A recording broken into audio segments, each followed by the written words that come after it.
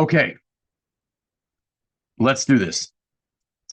If we don't fix the treason and cowardice in the Department of Defense, the other changes don't matter. However, if we first address the treason and the cowardice, then all the other problems become easier to solve. All right. So what am I talking about?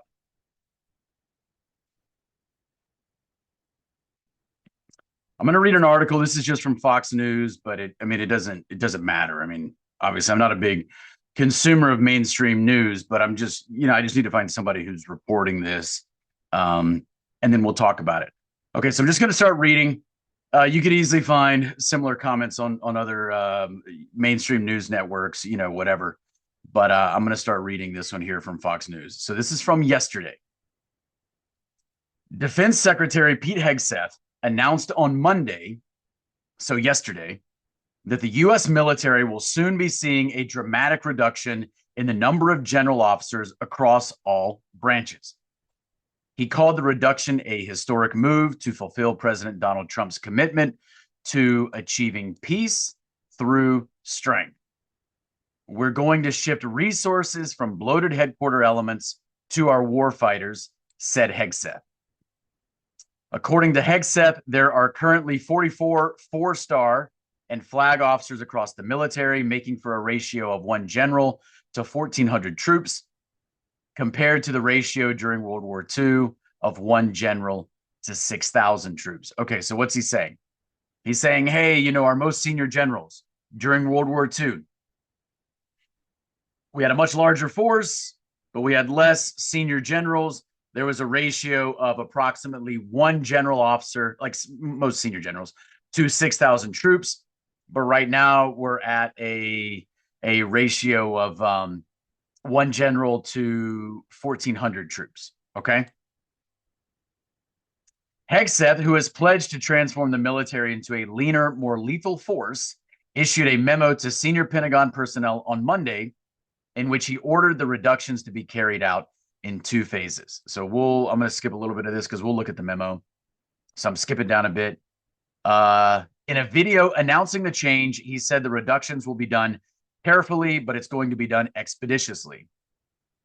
He said, this is not a slash and burn exercise meant to punish high-ranking officers, but rather a deliberative process working with the Joint Chiefs with one goal: maximizing strategic readiness and operational effectiveness by making prudent reductions.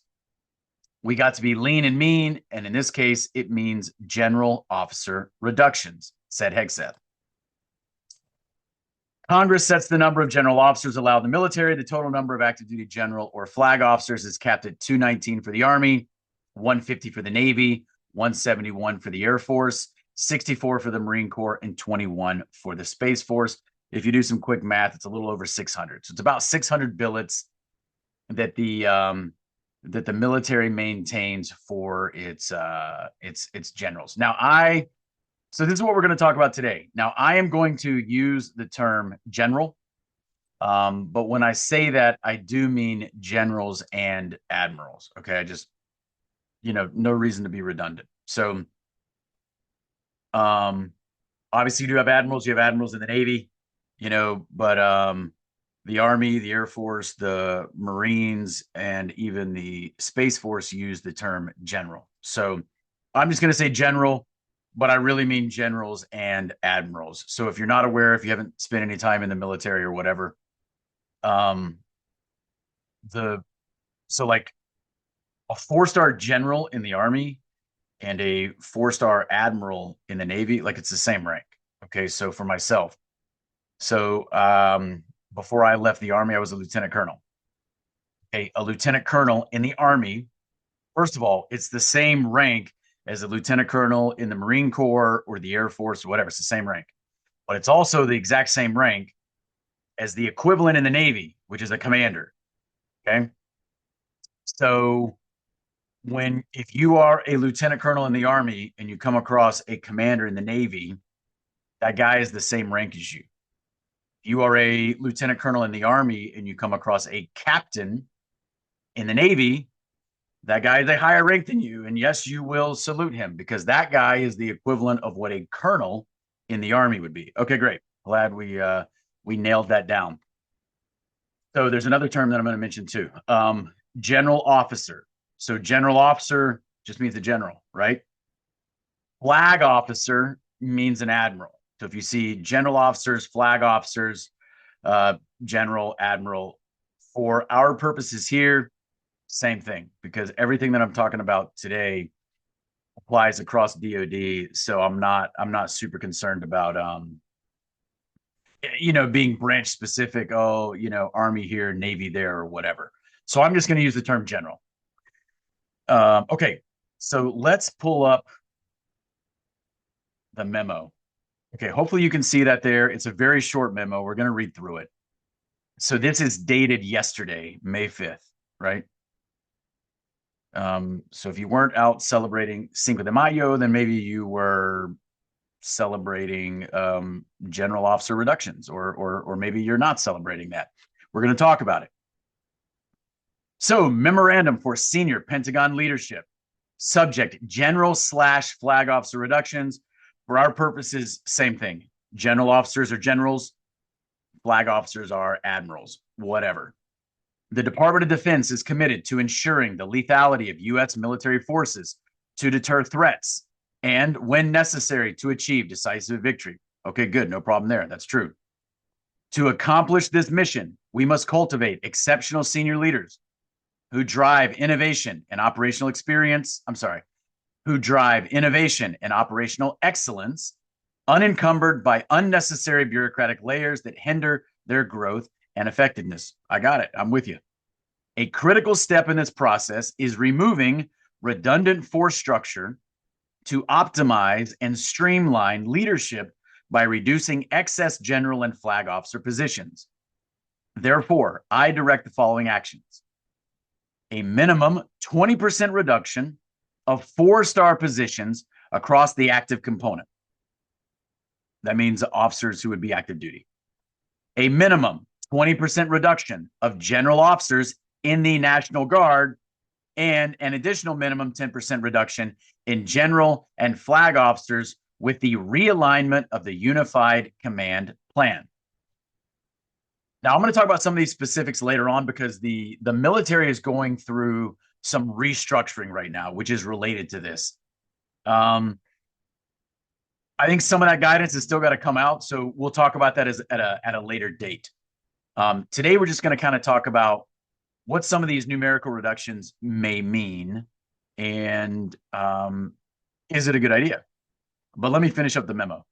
Through these measures, we will uphold our position as the most lethal fighting force in the world, achieving peace through strength and ensuring greater efficiency, innovation, and preparedness for any challenge that lies ahead. Okay.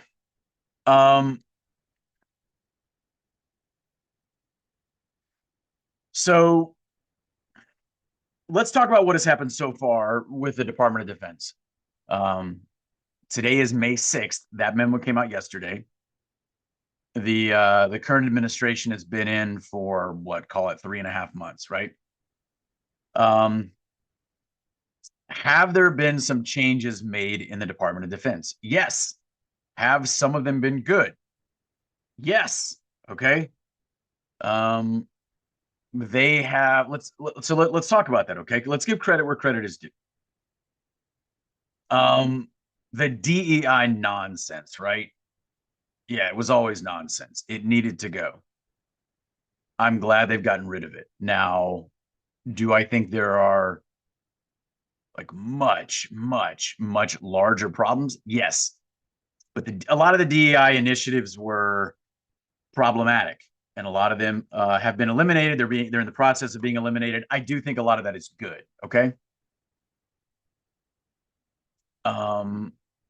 Hegseth, a couple of weeks ago, the SecDef, he did come out in a video in which he referred to the COVID shot mandate as unlawful. In a very short video, he said it more than once. I think he said it twice. That was good. That was a great admission on his part. Many people, myself included, for years have been saying DOD has to acknowledge that it was unlawful. Now, I thought his attitude in it was incredibly smug because he said it in a flippant, almost dismissive way, because he said it as if, hey, everybody knows. Like, hey, it's been obvious this whole time. Well, if it has been obvious the whole time, why didn't you say it before? Why didn't President Trump say it?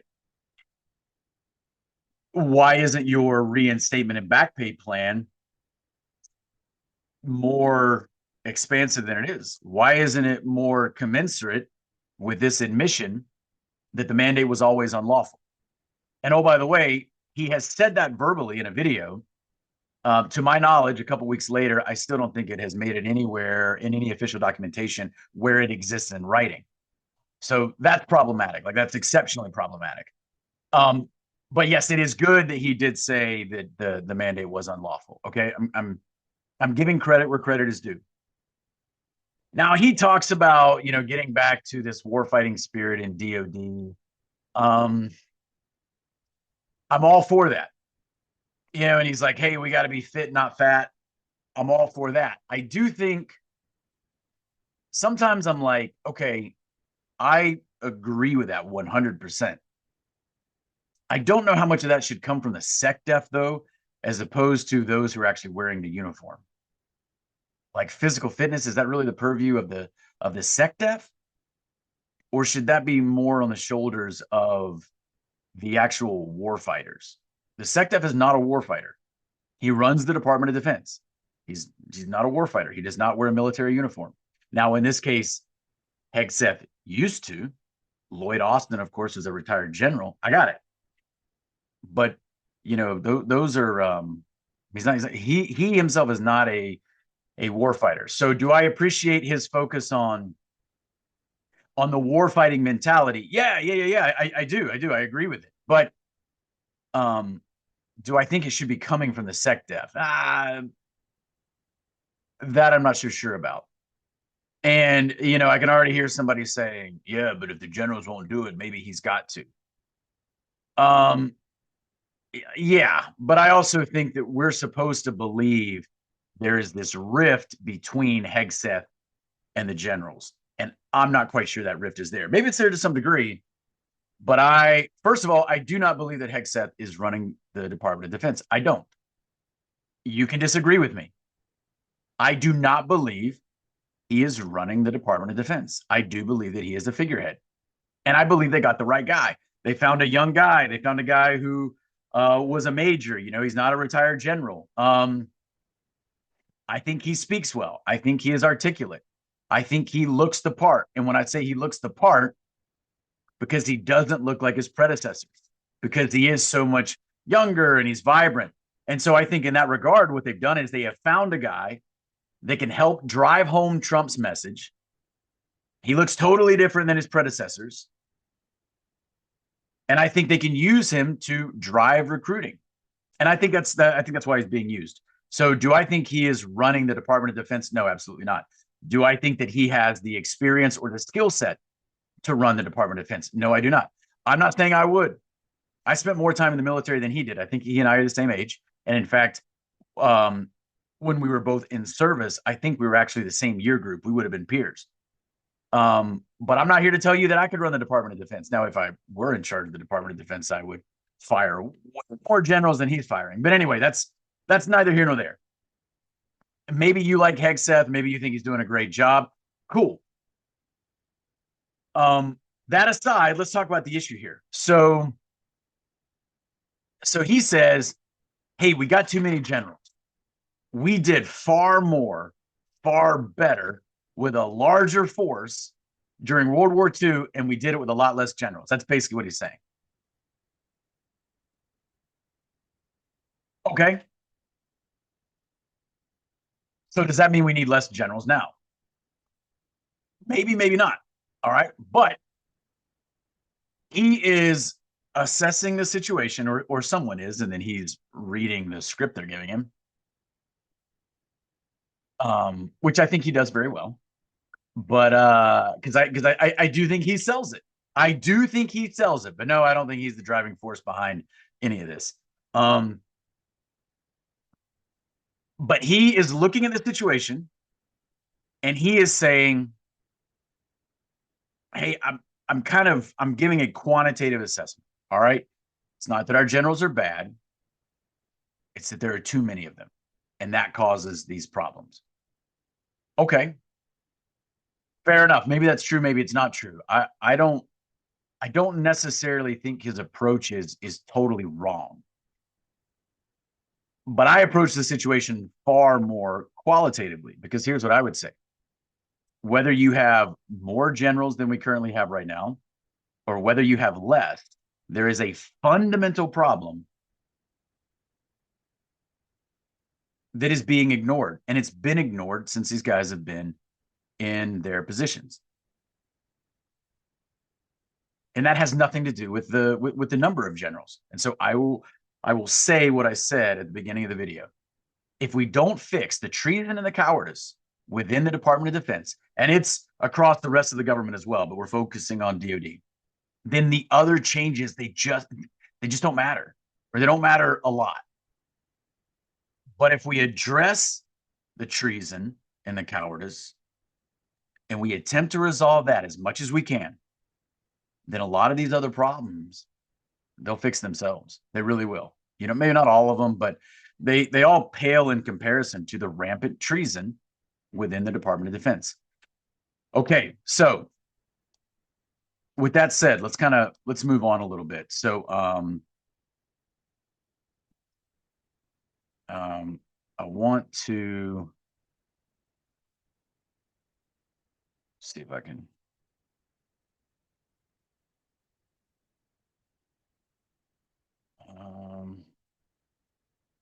Let me find this.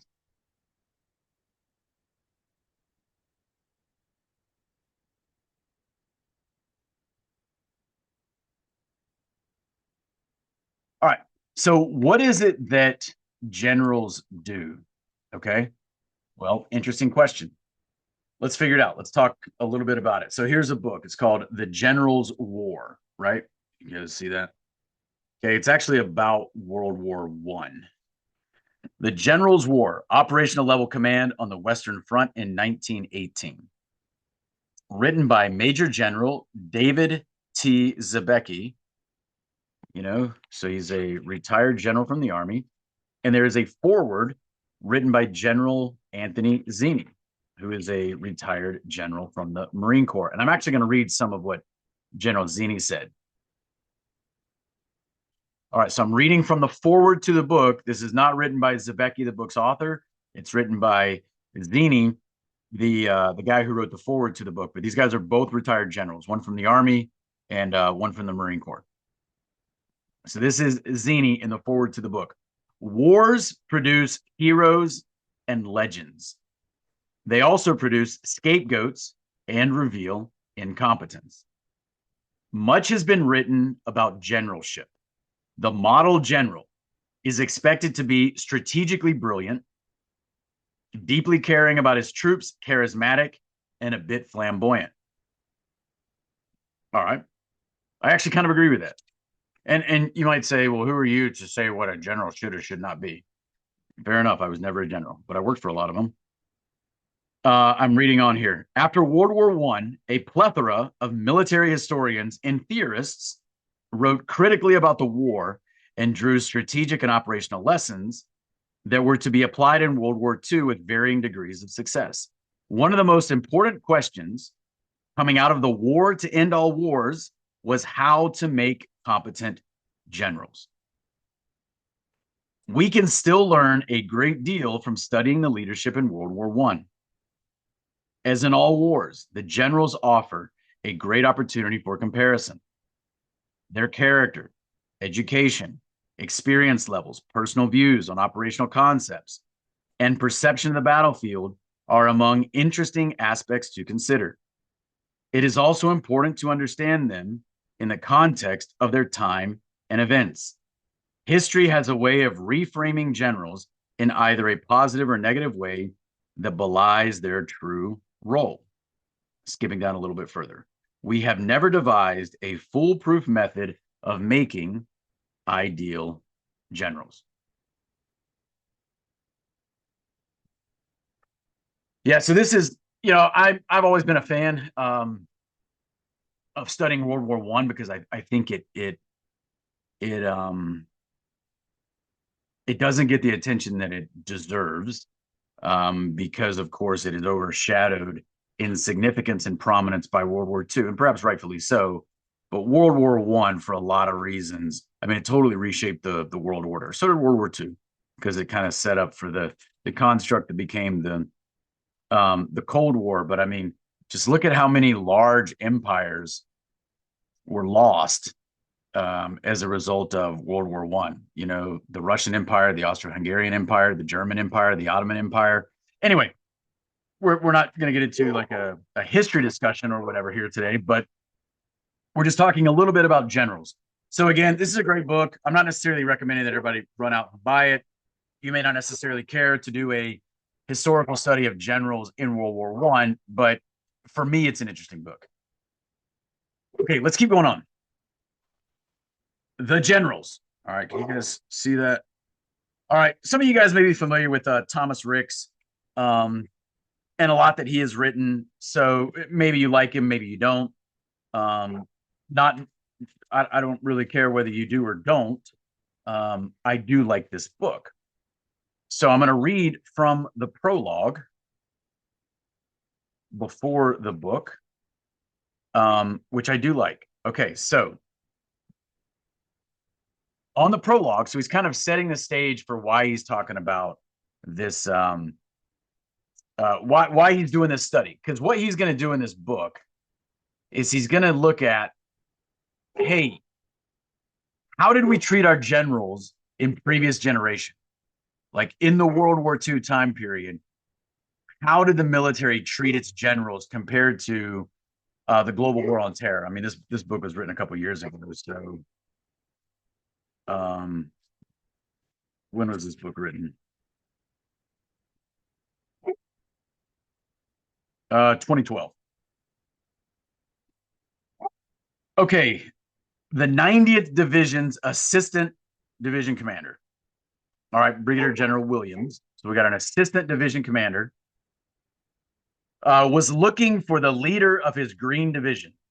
He found the division commander, Brigadier General J. McKelvey, sheltered from enemy fire, huddling in a drainage ditch along the base of a hedgerow. So the assistant division commander has just found the division commander. They're both brigadier generals, but one is the other guy's assistant. And the assistant just found the division commander huddling in a drainage ditch along the base of a hedgerow. This is in 1944, by the way. God damn it, General. You can't lead this division hiding in that goddamn hole, Williams shouted. Go back to the CP, get the hell out of that hole, and go to your vehicle. Walk to it, or you'll have this goddamn division waiting in the English Channel. Okay, so that's the assistant division commander to the division commander saying, get out of the damn hole. Lead your division. The message did not take. Within just a few days, the division was bogged down and veering close to passivity. Orders may have been issued to attack, but no attacks took place. Nothing really happened. Infantry leaders were totally exhausted and in a daze. There was a pervasive feeling of hopelessness. Later on, people would say about that division, the 90th Division in Normandy, that it was a killing machine of our own troops. General Collins, so this is a higher general, relieved McKelvey. That was the guy, that was the division commander hiding in the hole. In the relief order, General Collins wrote that the division's enemy opposition had been relatively light.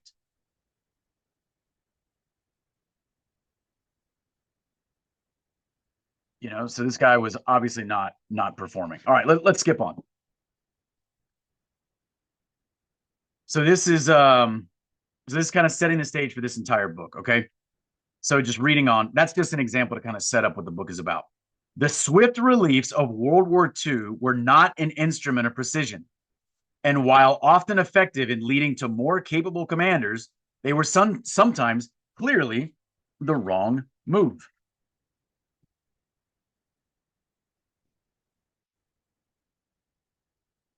So anyway, so what he's saying is in World War II, it was very easy to get relieved. They didn't play around. And sometimes it was probably too easy. Sometimes they probably jumped the gun and maybe the relief didn't make sense. And maybe the guy they would put in as the replacement ended up being worse. But the fact of the matter was they would relieve people very, very quickly. Okay, so I'm moving on here.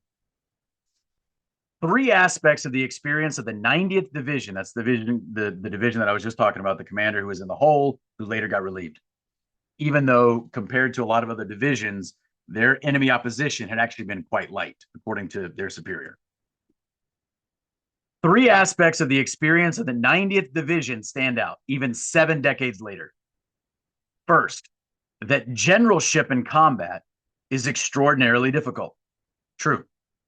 And many seasoned officers fail at it. I would agree.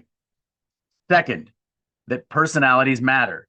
The 90th floundered under its first two commanders in the summer of 1944, but thrived under McLean's leadership. Third, and most significant for understanding American history, that American generals were managed very differently in World War II than they were in subsequent wars. During World War II, senior American commanders generally were given a few months in which to succeed, be killed or wounded, or be replaced. Some of those are not great options. Corps and division command was the critical level of professional competence during the war, wrote Secretary of War Henry Stimson. Now, corps and division level command. So nowadays, and it was slightly different back then, but nowadays in the Army, a corps commander would be a 3-star general. A division commander would be just beneath the corps. That would be a 2-star general nowadays. All right. The author, Thomas Ricks, asks himself, why do we treat our generals differently today? And what does that mean for the conduct of our wars and for our nation? During World War II, top officials expected some generals to fail in combat and were prepared to remove them when that happened. The personalities of these generals mattered enormously, and the Chief of Staff of the Army, George C. Marshall, devoted much effort to finding the right men for the jobs at hand. When some did not work out, they were removed quickly, but often given another chance in a different job. So it was noted that, hey, maybe this guy is not the right guy for this job at exactly this time. But it doesn't mean he's a terrible officer. And in another set of circumstances, he may actually do quite well. So even being relieved of command didn't necessarily mean like a career killer. Generals are born and generals are made. The promotion from colonel to brigadier, or a 1-star general, is one of the largest psychological leaps an officer can take. The generals are now the stewards of the entire service. As members of the Army's select few, they are expected to control and coordinate different branches, such as artillery, cavalry, and engineers. That is to become generalists. The same thing would apply to the other branches as well.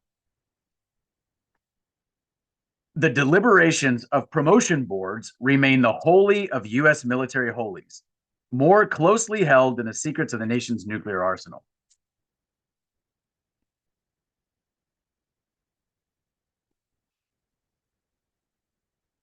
Being a general usually involves being able to impose one's will on a large organization engaged in the most stressful of human activities.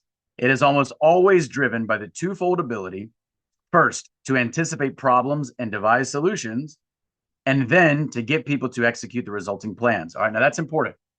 So as a general, you have two major jobs, according to Thomas Ricks. I'm sure he did his homework to write this, and I would agree with this. Number 1, anticipate problems and devise solutions. Number 2, execute the resulting plans. And he says here, you got to be able to do both, The politics of relief are complex. In World War II, 2 senior generals who arguably might have been relieved were kept in place, at least partly for political reasons. Douglas MacArthur and Bernard Law Montgomery. Similarly, it would prove more difficult to relieve generals in small, unpopular wars. So while in World War II, the firing of a general was seen as a sign that the system was working as planned, now, in the rare instances when it does occur, it tends to be seen, especially inside the army, as a sign that the system somehow has failed. I'm going to read that again because it's really important. So while in World War II, the firing of a general was seen as a sign that the system was working as planned, now, in the rare instances when it does occur, it tends to be seen, especially inside the army, as a sign that the system somehow has failed. So before it was understood, we're going to have to relieve people for a variety of reasons. It is what it is. That's just the nature of expecting people to do something that very, very, very few people can do, and that is lead people in the most demanding of all endeavors, which of course is war. And nowadays it's almost as if, well, if we have to relieve this person, then it's an acknowledgement that the institution did not prepare them adequately for that role, and therefore the institution was wrong in placing them in that position. All right, I'm reading again here. Of all the nation's armed forces, the Army arguably is the dominant service. That's true. Now, I was in the Army, so I can say that, but I mean, it's true. The one around which the national defense still is constructed. Over the past decade, for example, more Army troops have been sent to Iraq and Afghanistan than troops from the Navy, Air Force, and Marine Corps combined. Whether that's right or wrong or whatever, but that is true.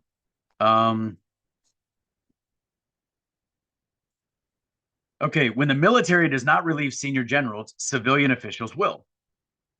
When presidents and generals speak clearly to one another in an atmosphere of candor and trust, wars tend to be fought more effectively than when officials mislead one another or simply do not deal among themselves in a straightforward manner that surfaces and examines differences and assumptions. All right, good, great. So that's very interesting words from Thomas Ricks. All right, another excerpt. Okay, interestingly enough, this book actually has the same title as the first book that I showed. It's also called The General's War: The Inside Story of the Conflict in the Gulf. All right, so that's kind of interesting. So it's by Michael Gordon and General Bernard Eve Trainer.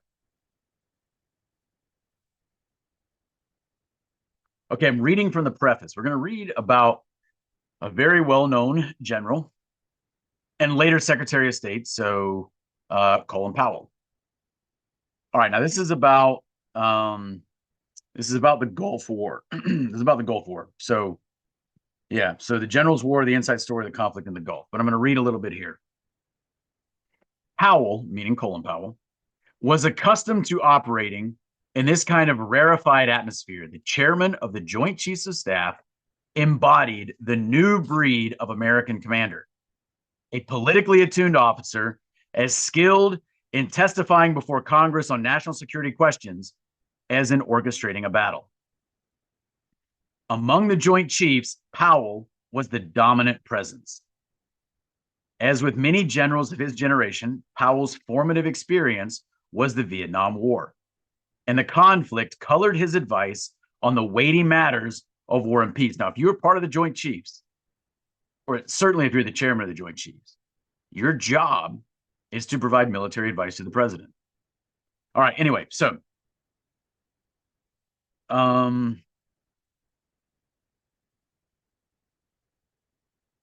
if force was to be used, it should be overwhelming, and its application should be decisive and preferably short. Military intervention should not be undertaken unless the outcome was all but guaranteed.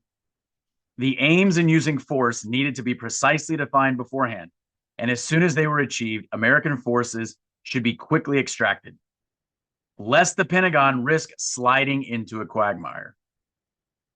American casualties had to be held to a minimum. Okay, so this is a conversation that is happening. Powell is interacting, with the president, kind of leading up to the Gulf War. That's we're setting the stage here. Okay. His career has largely been defined, like his peers at the time, by Vietnam and the failures of Vietnam. The view was not Powell's alone. Indeed, it reflected the conventional wisdom among much of the military leadership, particularly in the Army.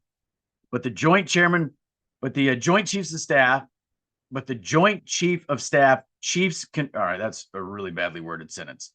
But the Joint Chief of Staff Chiefs convictions, so the chairman, so the chairman of the Joint Chiefs of Staff convictions, the Joint Chief of Staff Chiefs convictions. All right. Anyway, his convictions on this count were applied so systematically and expressed so articulately that Pentagon hands dubbed them the Powell Doctrine. The purest expression of the Powell Doctrine had been the lightning invasion of Panama, in which the Army and Marines quickly overpowered and overmatched Panamanian force. Once the decision to go to war had been made, Powell was the politico-military maestro, playing a pivotal role in shaping the war plan in light of his doctrine of decisive military force. Okay. So now we have Colin Powell. Everyone likes Colin Powell. He's considered to be a model general for a long time. I have more conflicting, opinions on Colin Powell because though he is considered to be a highly respected general, and that's, very, very true. What happens later?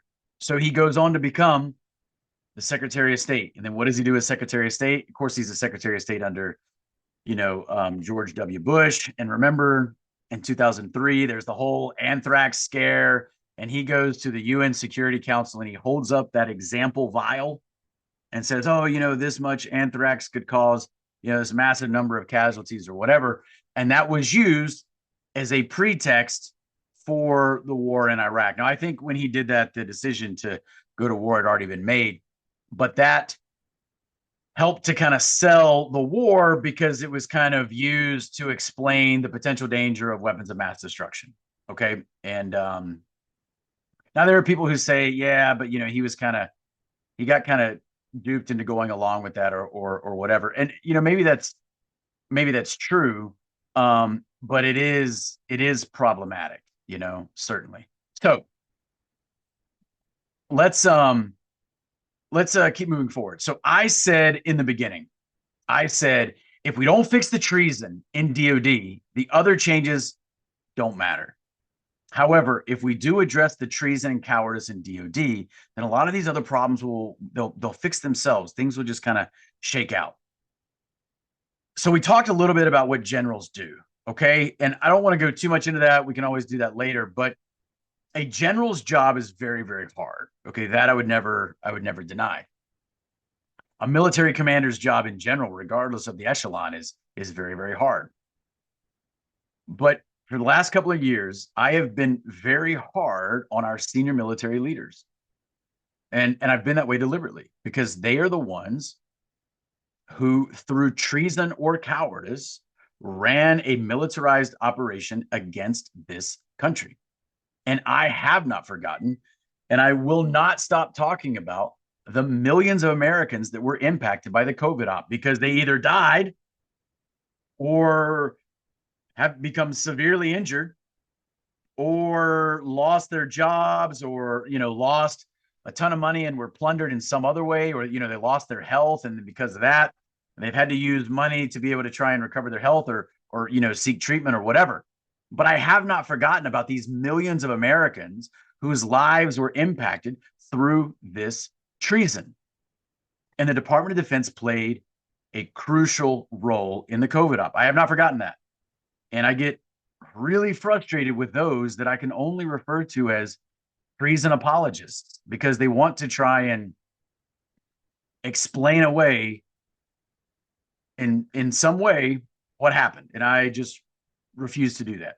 So with that said, I'm gonna read a piece here. I'm not gonna read all of it. I wrote this as a piece of my Substack. It's called Treason and Cowardice. And I'm going to read a little bit of it. Okay. So it's called Treason and Cowardice, the military's new watchwords. And I put this out on my Substack on April 11th, 2023. So it's a little over 2 years old. The United States military is currently engaged in a frontal assault against its own service members, the Constitution, and the country. The attack on us isn't limited to actions by the military. It's being conducted by the US government, of which the military is only a part. However, it's important that we understand the Department of Defense's specific role in what is currently being perpetrated against us. After all, they're the ones charged with defending the country. They're also the ones with all the sophisticated weaponry. I am personally concerned with the military's role in this chaos because of the 19 years that I spent in uniform. I know what it means to take an oath to the Constitution. Let me emphatically state what I sincerely believe is happening. Our own military is engaged in treason. That in no way means that every service member is committing treason. Far from it. However, I do believe that the senior DoD leadership is knowingly and deliberately committing treason. That's a bold statement. I'm fully aware of how controversial it is. It's also obviously my opinion, though I feel it's well established for those willing to accept the truth at face value. I have stated my opinion multiple times in interviews conducted over the last few months that our military leaders are currently engaged in treason. I stand by those assertions. While they certainly constitute my beliefs as to what is going on, I believe there is ample prima facie evidence to convince any reasonable person that the claim at least merits further investigation. Sadly, too few seem to care enough about the fate of the country to look into the matter. The problem is that when it comes to the average American, we're no longer dealing with reasonable people, but rather individuals who have abdicated much of their critical thinking capability. Absolutely. Anyway, yeah. And we've seen over the last 2 years that hasn't changed. Anyway, returning to the piece. I've written before about the full-scale worldview warfare that has been waged on us for a very long time. This massive wave of enduring psychological attacks has severely impacted the ability of many of our citizens to clearly observe the world around them. Let me explain what exactly I mean when I boldly state that I think our military, one that I served in for 19 years, is led by officers engaged in treason and cowardice. Treason. We generally understand treason to be fighting against one's own country. If we look up the common definition in a dictionary, we will see two entries that align with how we typically use the term. One, the offense of acting to overthrow one's government or to harm or kill its sovereign. Two, a violation of allegiance to one's sovereign or to one's state. Both of these generally accepted definitions apply to the situation in which we find ourselves currently. Over time, our government has been entirely subverted, but this overthrow has largely occurred in ways the average citizen fails to fully comprehend. Think JFK, 9/11, and the other many events that have destroyed the original construct of the government. As for allegiance to one's state, as mentioned above, it is clear that DoD leadership has no concern for the Constitution or welfare of the country. As for allegiance to one's sovereign, that is harder to currently classify because I personally think that it's clear that the overwhelming majority of our presidents have been traitors as well for a long time. It's almost as if the senior leadership of DoD is taking orders from someone who wants to see a weaker United States. Could this be China? Potentially. Could it also be some group, network, or cabal that has the ability to exert significant influence over governments around the world? Yes. And I think that latter option is more likely than it being China, though I don't rule out a scenario where both are possible. Let me just stop right there. So when I'm saying that, when you guys hear me talk about geopolitics, do I think that there is a somewhat adversarial relationship between us and, Russia or China? Yeah, on some level. But on a much higher level, it's two sides being, controlled by the same puppet master. So, just kind of understand what it is I'm saying there. We live in a world that is extremely murky and where layers upon layers of deception mask the actions of, hold on, lost my place.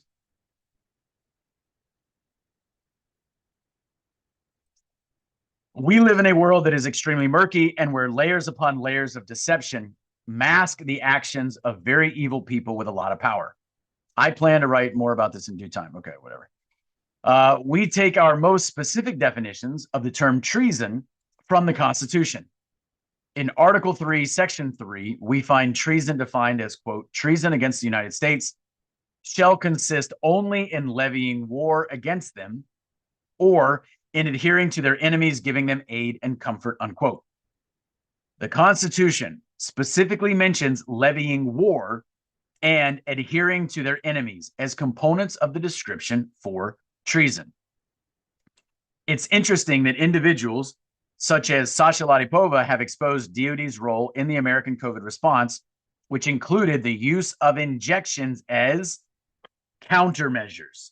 And then I quote her, and I have a link to, where I pulled that from her Substack, but I quote her, quote, DoD, the Biomedical Advanced Research and Development Authority, BARDA, and the Department of Health and Human Services, HHS, contracted for COVID countermeasures, including vaccines, as prototype demonstrations of large-scale manufacturing. Latypova has stated explicitly that the government executed the COVID response as if it were a wartime military operation. The op was conducted as warfare. And I have another link, and then I quote, from the start, COVID pandemic was treated by the U.S. government as a national security matter, i.e. war, and COVID policy was set by the National Security Council, assemblage of defense and intelligence heads, not HHS, unquote. Later in the same piece, Latypova writes, quote, they use taxpayers' money to fund, develop, then approve, purchase, and deploy prohibited biowarfare agents for killing and injuring their own civilian population, their own armed forces, first responders, healthcare workers, pregnant women, and children. To stop this, every one of us must start using correct, precise language. Start calling things what they really are, unquote. I completely agree. This is back to me. Let's call them what they are: traitors, killers, maniacs. Catherine Watt frames the problem succinctly and explicitly here. And then I give a link to something she's written on her Substack. And many of you are probably already familiar with Catherine Watt and Stasha Latypova. This was me quoting them, 2 years ago. Clearly, those who run our military are no longer loyal to their country. Accordingly, they are in full violation of the oath they have taken to the Constitution. The fact that many of them wear the American flag daily on their uniforms and display it in their offices is a total mockery. Why hasn't this treason been stopped? Why does it continue to occur? One of the primary reasons is because so many cowards refuse to stand up against it. Instead, they fall right in line. Cowardice. So what I've done so far is I explained the treason part. Now I'm explaining, the cowardice part.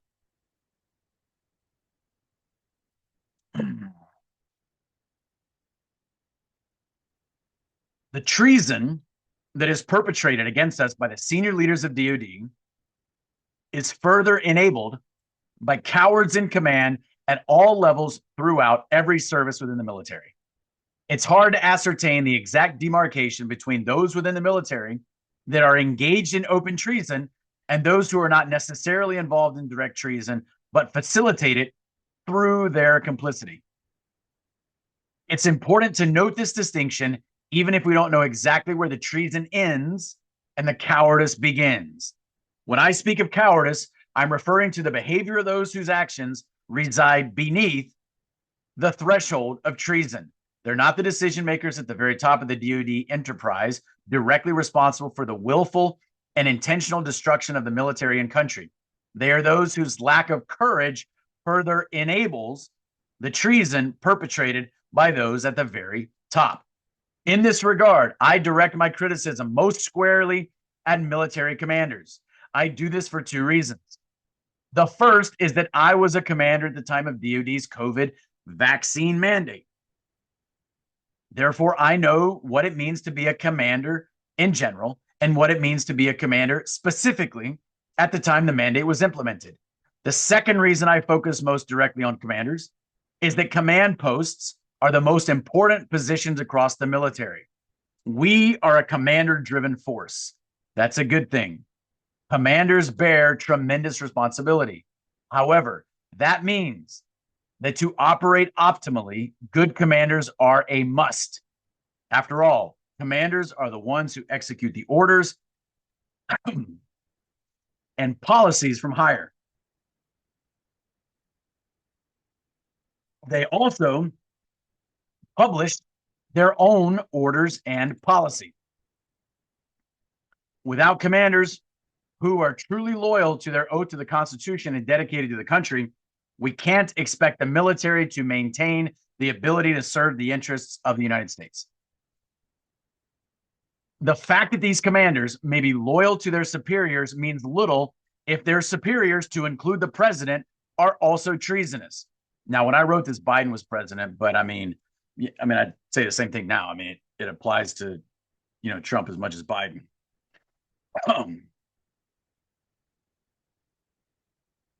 Serving in uniform does not automatically mean that one is serving the country. What it truly means is that one is serving the government and therefore only serving the country insofar as the government is serving the country. And then I put kind of in parentheses that I've written more about the clear distinction between country and government. I'm going to skip down a little bit. When I openly accuse large numbers of people of acting cowardly, there are two things that need to be remembered. First, we're all cowards at times. None of us can claim to be perfectly brave all the time. Therefore, I'm accusing them of human frailties to which we have all succumbed in life. However, and this brings me to my second point, this doesn't diminish the severity of what's happening. I'm knowingly and deliberately making a weighty accusation because I believe that what is actually going on within the military, or I believe this is what's actually going on within the military. I fully concede these are my opinions, but that alone is not going to keep me from voicing my unambiguous concerns as to the current state of the institution charged with defending our country. Why are these good people willing to permit themselves to go along with this? All right, so I'm going to go down a little bit.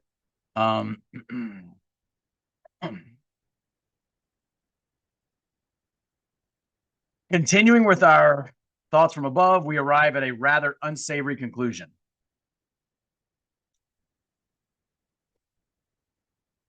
Attributing this extreme degree of naivete to our leaders presupposes another monumental problem. So basically what I'm saying is, hey, are some of these senior leaders just naive? That's what I said above that I skipped over. Attributing this extreme degree of naivete to our leaders presupposes another monumental problem. This would mean that our leaders, in whom the American taxpayers have invested the funding for years of education and training, are so strategically blind that they lack the ability to appropriately determine the true threats to our country. They are incapable of thinking in the complexity required to survey their environment, contemplate the network of interrelated variables, and make a suitable assessment of which actions to take.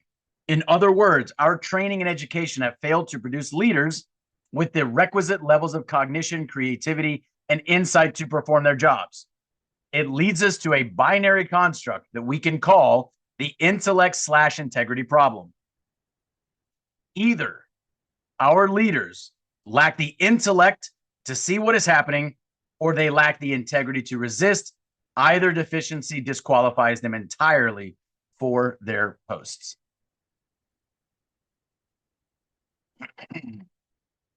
All right.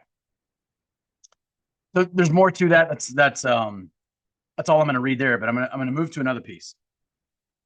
So that one, I focused a lot on commanders, but I also focused on senior leaders. So because I focus on both groups, right? So a commander is someone who's in a command position. That's at various levels in the military.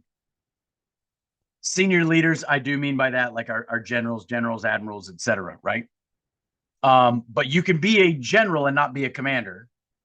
You can be a commander and not be a general, or you can be a general and a commander, right? But let's not get lost in that. So here's another Substack piece that I wrote a couple of months after the first one. This is from July 16th, 2023. I'm losing my voice from reading. Loss in confidence. That's the title of the piece. I have completely lost confidence in the ability of the Department of Defense's top officials to effectively and dutifully lead the military. All right, military leaders. The military is currently undergoing a change in some of its top officers. Now, remember, this is 2 years ago. This is in July of 2023. Whether at the Pentagon or prominent commands across the force, these changes are routine in nature and don't necessarily signify in and of themselves that something is out of order. Therefore, what is disturbing to many Americans, including military troops and veterans, is not the fact that leadership changes are occurring, but rather who these key positions may soon be held by. After all, many of us are glad to see the top military officers leave their positions, though we may feel that the departure of some of these key leaders should be in handcuffs. I've written extensively about my feelings on senior military leadership in a piece appropriately titled Treason and Cowardice, and I linked to the piece that I just read. However, I personally brook no illusion that their replacements will be any better. In fact, I assume that it will be more of the same. All right, I'm going to skip down a bit. When commanders within the military are relieved of their positions, it's common for the relieving authority, typically a higher commander, to cite a loss of confidence as a justifying reason for why the relief must occur.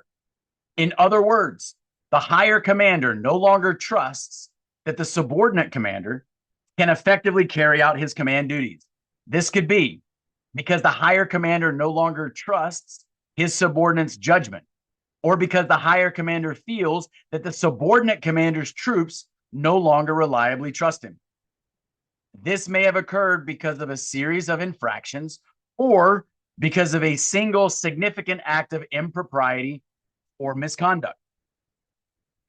Given this accepted usage of loss of confidence as a justifiable reason for declaring commanders or other senior leaders unfit, it's time that we reverse the script and express our loss of confidence in top military commanders and the cowards who support them.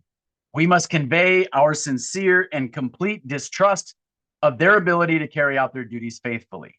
We must declare our disbelief that they possess the character to fulfill their oaths to the Constitution or to put the law ahead of their own careers. We must demand that in order to restore our confidence in our military, those who willingly seek to destroy it from within, regardless of the number of stars they may wear, must be removed and, where applicable, prosecuted. So then I go into my own command and I talk about how I got relieved of command. If you're not familiar with that, you can read this or find the many interviews where I've talked about this. But anyway, obviously I was relieved for not taking the COVID shot. I'm not going to go through that portion. I'll link these and you guys can read these later. But I am going to go down to the part where it talks about my resignation. So this is after I was relieved of command. I decided to, resign from the Army.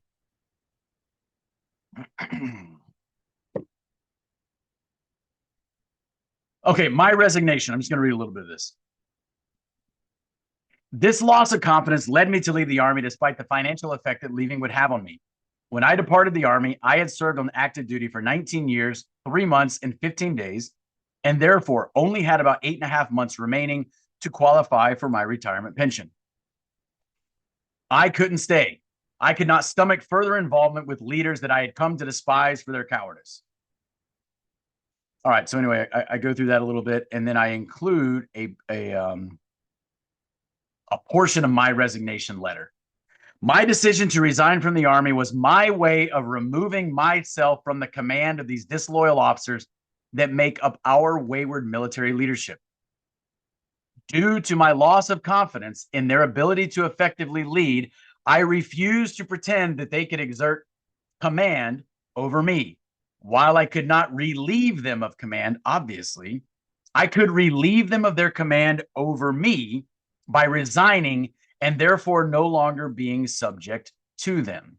Though they may continue to run around costumed up in military uniforms, LARPing as true commanders and leaders, I wasn't going to LARP as one of their subordinates.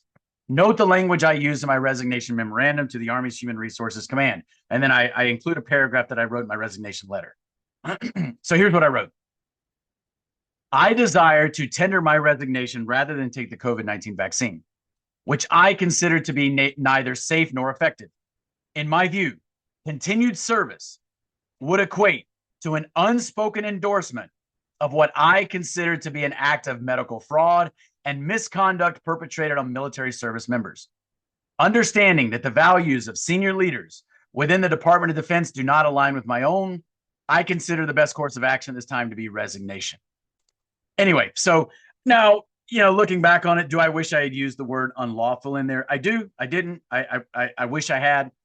I also wish I had not used the word vaccine. But anyway, whatever. It's still very strong wording. Could it have been stronger? Do I wish it had been a little bit stronger? Yeah, but I wrote this 3 years ago. So that's all I'm going to read for loss of confidence. You guys can understand kind of why I wrote that there. So what's the point here? So the point here is, so the Secretary of Defense is stating that there is a quantitative problem with our generals.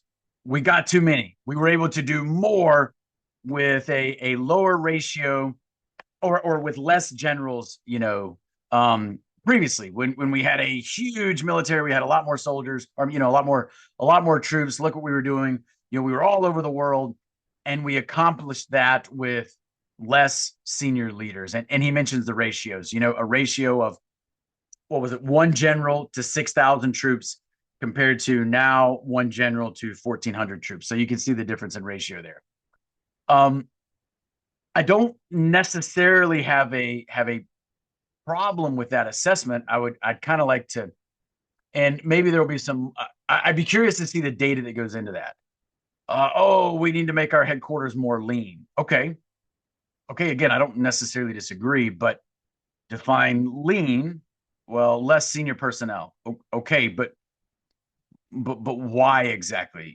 Are they getting in each other's way? And I realize, so sometimes when you have a lot of senior officers, that can happen, and you get very, very top heavy. The other thing is that when you have very large staffs for a commander, they can overwhelm the subordinate elements. I used to see it when I was a brigade executive officer. So, a brigade commander is a colonel. I was a major. I was his executive officer.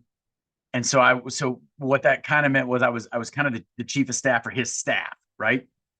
And then in our brigade, we had 7 battalions. So brigade, like 4,200 soldiers. And you have 7 battalions. And those battalions range anywhere from like, I don't know, like 350 to like 750, depending on the type of battalion they are. And I remember telling the brigade staff, you have to understand that our brigade staff can very easily overwhelm these 7 battalion staffs. We're much larger. We have a lot more resources. Our officers are more senior. Anyway, there's just a variety of reasons. It doesn't really matter here, but like, I understand how that can happen, when you're very, very top heavy. And then later on, when I worked on a division staff, I could see how division staff can very, very easily overwhelm brigade staffs. So that can happen. So, could you go and say, hey, if we lean some of that out, it can be better, then yeah, I think that could be helpful. All right. So let's talk a little bit about maybe some reasons as to, another reason as to why we might be trying to decrease the number of generals. Okay. And this is conjecture. All right. This is conjecture. Let me just state that up front. What if there's another reason why we don't need as many generals? And what if it's because our communication systems now don't require as many generals? Now, there are many people who would say, yeah, of course. Yeah, like that's obvious. But let's take that one step further and say, well, what if it's because the Department of Defense knows that it's going to implement a lot of AI enhanced communication systems that would obviate the need for some of its general officers. Again, I'm conjecturing, right? I mean, I'm not conjecturing that the military is always looking for sophisticated communication systems. Of course they are. I'm not even conjecturing that some of those systems can and will be AI enhanced. That's not conjecture. I'm conjecturing where I'm making a direct link between potential AI systems and this drastic, expeditious reduction of generals. Well, let's look and see. Let's make an assessment as to whether or not there could be any, maybe some validity to that. And if you guys disagree with me, then cool. But let's at least look at it. Let's see if there's any potential merit in this idea as a consideration. And I'm sure I'm not the only one talking about. I mean, come on, I'm sure other people have seen this as a potential reason as well. I'm not trying to be some genius here. Okay, let me share my screen.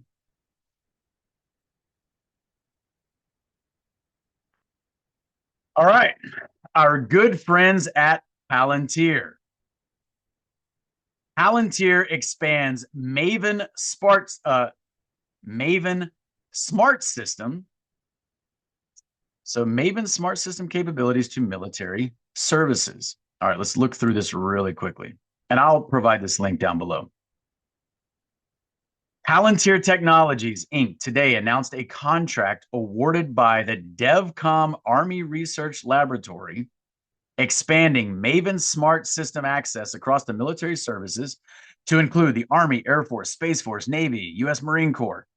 This firm fixed price contract is worth up to $99 million. So $99,804,561. It's as if someone said, whatever you do, don't go over $100 million. Okay, let's keep reading. To stay ahead of our adversaries, we must deliver software advantage at speed and at every level of the Department of Defense, said Shannon Clark, head of Defense Growth Palantir. Okay. This expanded user base is a result of demand for Maven Smart System to improve interoperability between strategic and tactical operations within the military departments and increase readiness by building upon existing DoD investments for joint interoperability and fight tonight capabilities. All right. What does that mean? Interoperability is exactly what it sounds like. Different units being able to operate together. This is of this. What does that mean? If I'm in this division, I got to be able to operate with that division. Okay. We're in the same army, but just got to make sure that we can operate, we can communicate effectively in our different systems through which we communicate. And also we got to operate on the same doctrine. All right, let's take that one step further. If I'm in the army, I got to be able to operate with those from the Navy or the Marine Corps or the Air Force. I will tell you, like the Army and the Air Force work together a lot. The Navy and the Marine Corps obviously work together a lot. Army and the Air Force work together a lot. But Army and Marines a lot of times work together because a lot of times they're working together, on land-based operations, right?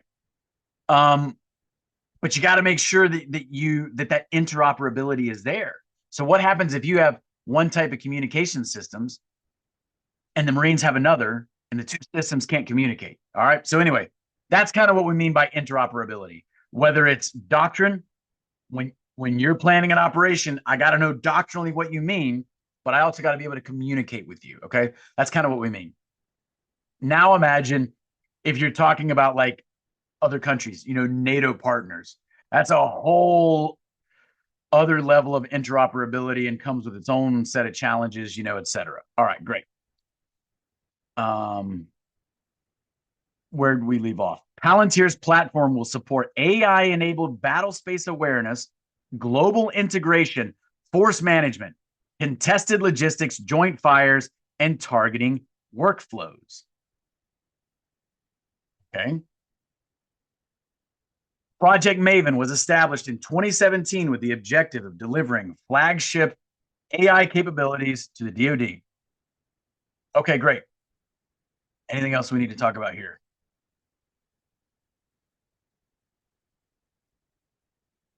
So, is that a big deal? Listen, people are going to have differing thoughts on AI. And my point here is not to tell you whether AI is good or bad. Could AI have some uses that could be very helpful?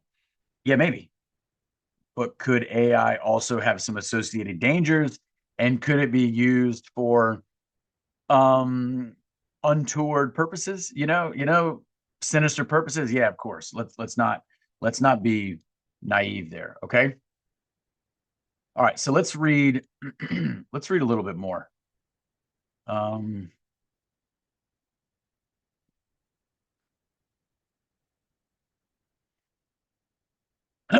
okay. This is from Breaking Defense. I don't think these guys are associated with DoD. You can go again. I'll put this link down below. You guys can look at this yourselves. Um,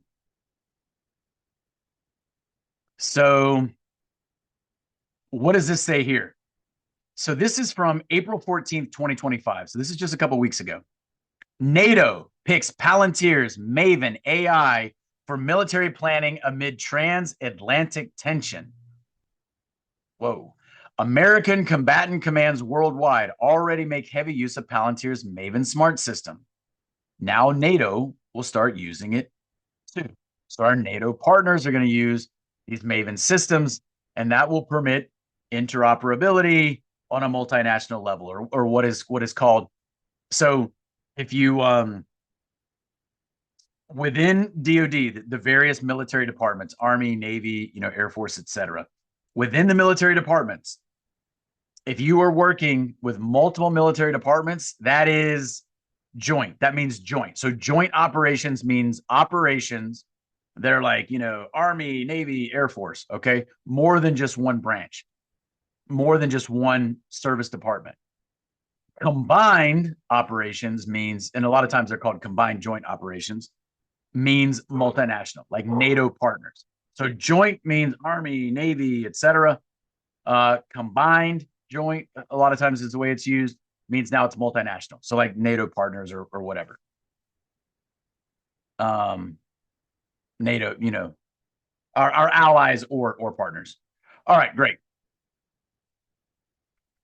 Amidst disputes over Trump's tariffs, Ukraine, the very future of the US Europe alliance, NATO's operational headquarters has committed to using American AI software for military planning, Palantir's Maven smart system.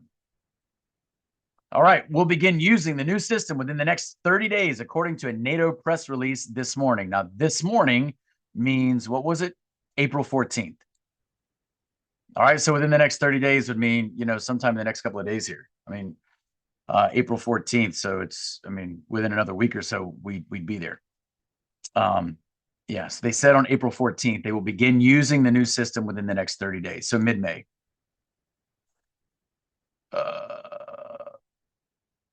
Okay. Oh, what is going on here? All right, got it. Okay, customize state-of-the-art AI capabilities to the alliance and empowering our forces with the tools required on the modern battlefield to operate effectively and decisively. NATO has been bedeviled for decades by its member nations using incompatible technology, ranging from secure radios that can't communicate with foreign models to fuel nozzles that don't fit in foreign tanks. Maven's smart system was specifically created to combine previously siloed databases within the US military. If it can do the same thing across some or all of NATO's 32 member nations, it could greatly streamline international coordination and the planning of combined operations. All right, so Maven has already become indispensable to many planners in the US military, from the Joint Staff in the Pentagon to theater level combatant commands across the world. Created in 2021 as a spinoff of the controversial Maven object recognition AI originally built to scan hours of surveillance video for terrorist targets. Maven pulls into data from a host of sources, both classified and public, and organizes it into a single searchable database. Now, again, I was in the military for a long time. I'm not anti-military. I'm against the military being used for things the military should not be used for, and I do not trust senior military leaders. Okay, I am not someone who is saying I don't believe that there's a need for the nation to defend itself. It's just that I think I think largely we need to defend ourselves from Washington D.C. But anyway, I understand the need to collect, analyze massive amounts of information and do so faster than your enemy. I get it. I get it. Okay. But I do think that we just need to understand there are challenges and even potential dangers here. So, what did we read? Right here it says, created in 2021 as a spinoff of the controversial Maven object recognition AI. So, why controversial? Let's see what it says. So, this is from April 5th, 2018. All right. So, this is from 7 years ago. Legal scholars, software engineers revolt against war robots. Now, this is from April of 2018. You guys can remember a couple of years ago, we were talking about the use of drones. We were talking about, where are the human decision makers? What can you do? Et cetera. All right. So this is from 7 years ago. The debate over the use of artificial intelligence in warfare is heating up, with Google employees protesting their company's Pentagon contracts, South Koreans protesting university cooperation with their military, and international experts gathering next week to debate whether to pursue a treaty limiting military AI. While countries like Russia and China are investing heavily in artificial intelligence without restraints, the US and allied militaries like South Korea face a rising tide of opposition. Okay, so obviously, some of this is controversial. It's been controversial for the last couple of years. An initial model from Maven was maybe considered to be quite controversial. This is a spin-off program. Maybe it's more sophisticated. Maybe it's more updated. Ostensibly, it's better at collecting data, collecting the right data. One might hope, right? Do we think that we can, we can say that? Like, is that true? So, well, let's go one step further. Make sure we know what we're talking about here. Okay. All right. So what is this? Okay. So this is a Department of Defense document from March of 2022. It's 3 years old, and it is a summary of the Joint All-Domain Command and Control Strategy. Man, what is that? Let's see if we can figure it out from what it says. Part of being a military officer is having to read like crazy texts like this. Okay. In the current global security environment, U.S. military faces agile adversaries who increasingly seek to undermine our strategic and operational strengths. Okay, great. The Joint All-Domain Command and Control Strategy, which the acronym there is JADC2, Joint All-Domain Command and Control Strategy. All right. Joint means inter-service, Army, Navy, Air Force. I explained that before. So joint means everybody, like all across DoD. Not specific to just one service. It's not just the Navy or whatever. Okay. All domain. All domain means the domains in which warfare can occur.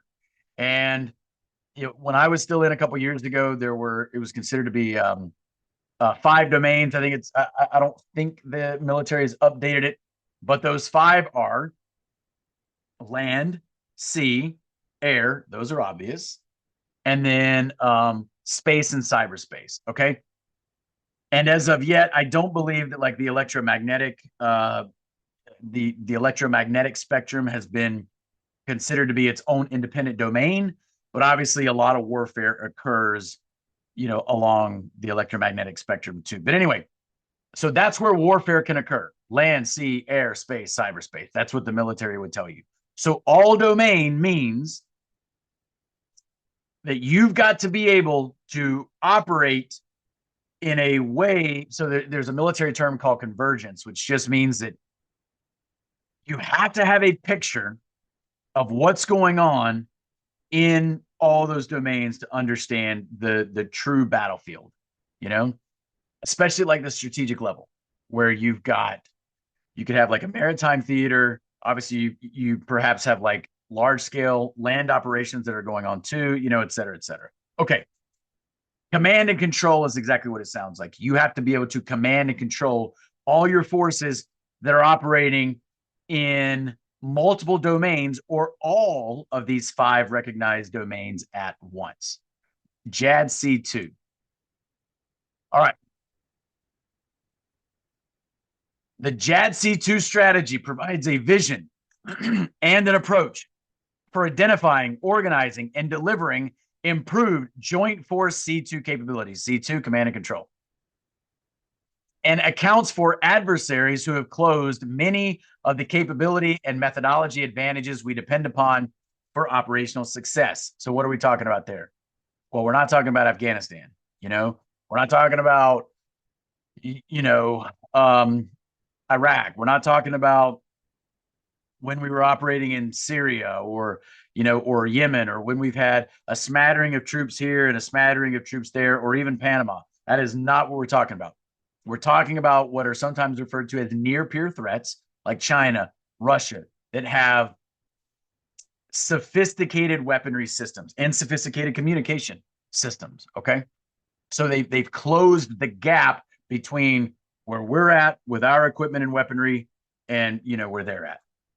All right, let's keep moving through this. Let's not, we don't want to get too bogged down here. Okay. Successful implementation of this strategy requires a focused commitment throughout DoD. To this end, the JADC2 strategy articulates 3 guiding C2 functions: sense, make sense, and act. All right. So what is the purpose of JADC2? You got to be able to command and control across all these domains. Potentially hundreds of thousands of troops spread out over thousands of miles, operating in all the domains, right? How do you kind of make sense of all that? So sense what's happening, make sense of it all so that you can act. All right. You have to have a way to collect just a crazy amount of data, analyze it, and you got to support decision making. So you might say, well, I can kind of understand how, sophisticated equipment is required and how AI might assist with that. Now look at this nonsense right here. So who the hell created that slide? Somebody drew some nonsense on a whiteboard and somebody said, yeah, put that on a slide. So look at this. So you got a decision cycle here. Yeah, okay, got it. It comes down to, we have to make decisions. Now, who makes strategic level decisions? Generals. Generals make strategic level decisions. Now, are there people below the level of generals who sometimes make strategic level decisions? Yeah, of course. But as a rule, your guys that are making these sweeping decisions that are going to have, monumental impact on what is happening, those guys are your senior, your senior guys. They're generals. Okay. More often than not. So just as a general rule, see what I did there? So you have a decision cycle.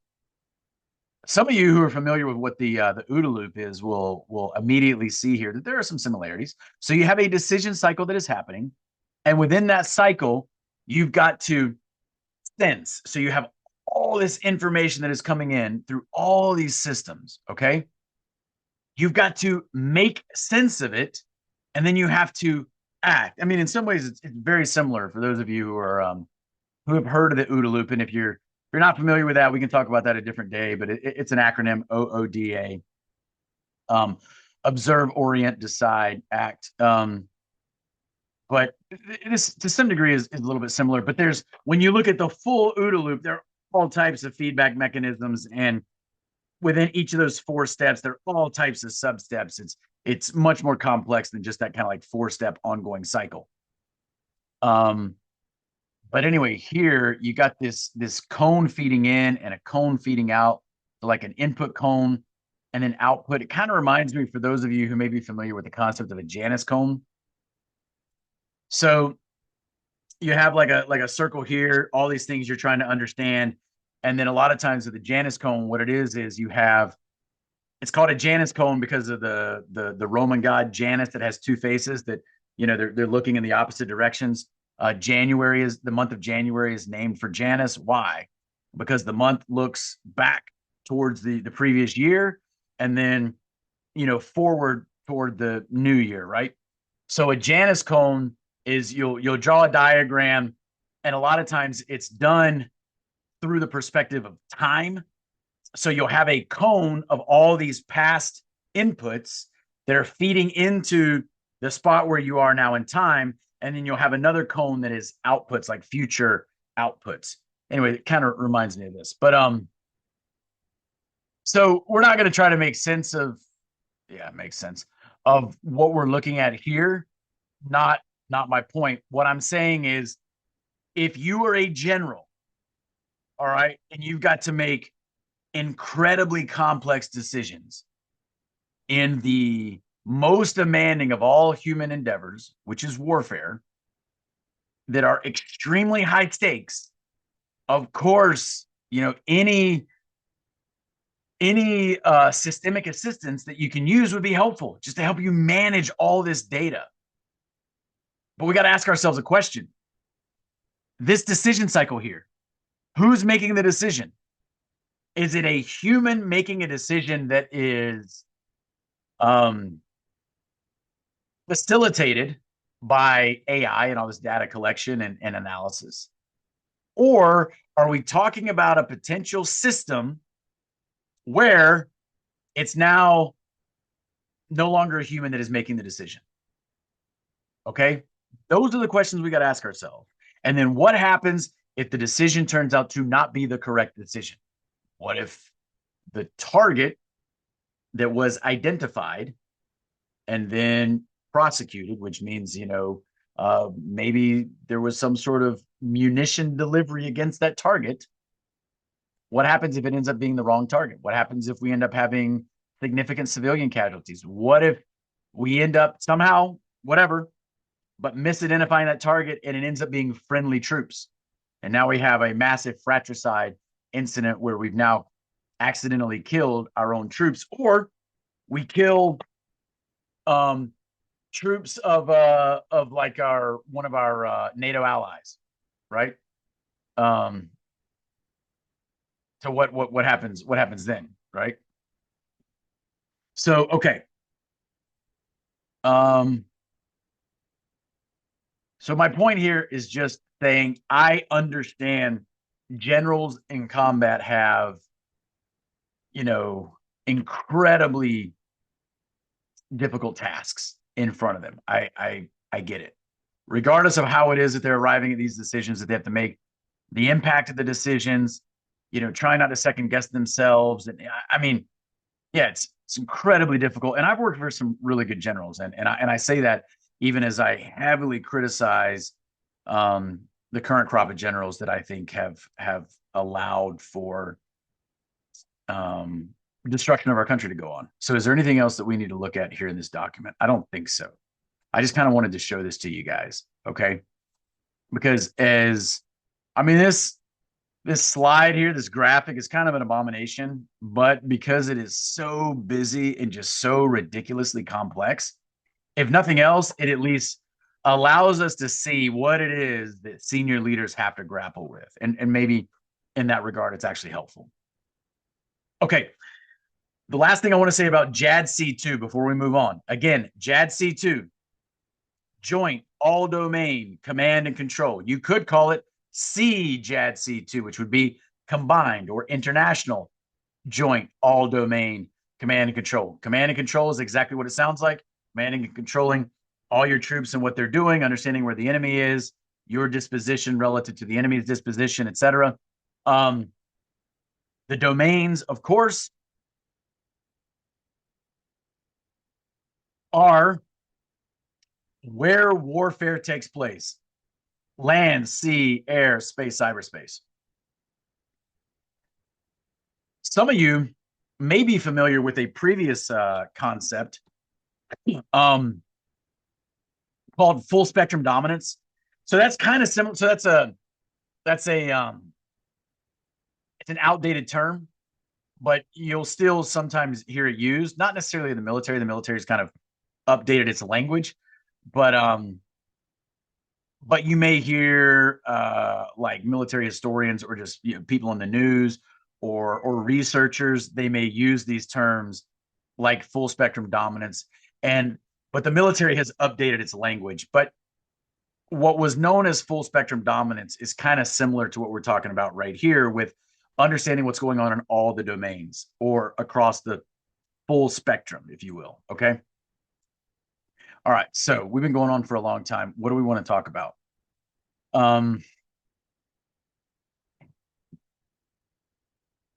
do have some other things I just want to touch on really briefly. Okay.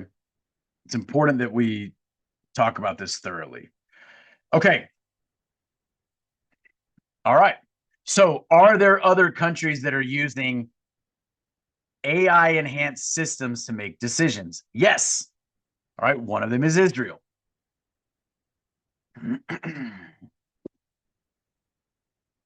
Who has heard of the lavender system? All right. So what do we got here? June 28, 2024. So this is almost a year old. And this is from the Lieber Institute from West Point. So this is like an institute of it's kind of like the intersection of law and warfare, and it's at West Point, the military academy. Okay. This guy right here was I believe he was a JAG officer in the Air Force for a full career, retired as an Air Force officer. So he's writing this. He's also, obviously he's a lawyer. So he's writing this. Israel Hamas 2024 Symposium, the Gospel, Lavender, and the Law of Armed Conflict. In November 2023, Plus 972 magazine and Local Call published a joint report. Let's just click on that. So if I click on that, I'm not sure if you guys are seeing the news screen or that screen, but I'm just going to look at this. So you can click on that and you can see here where these two magazines, Plus 972, I'm not familiar with it, and Local Call, also not familiar with it. But the two of them put together a joint report on what they call a mass assassination factory inside Israel's calculated bombing of Gaza.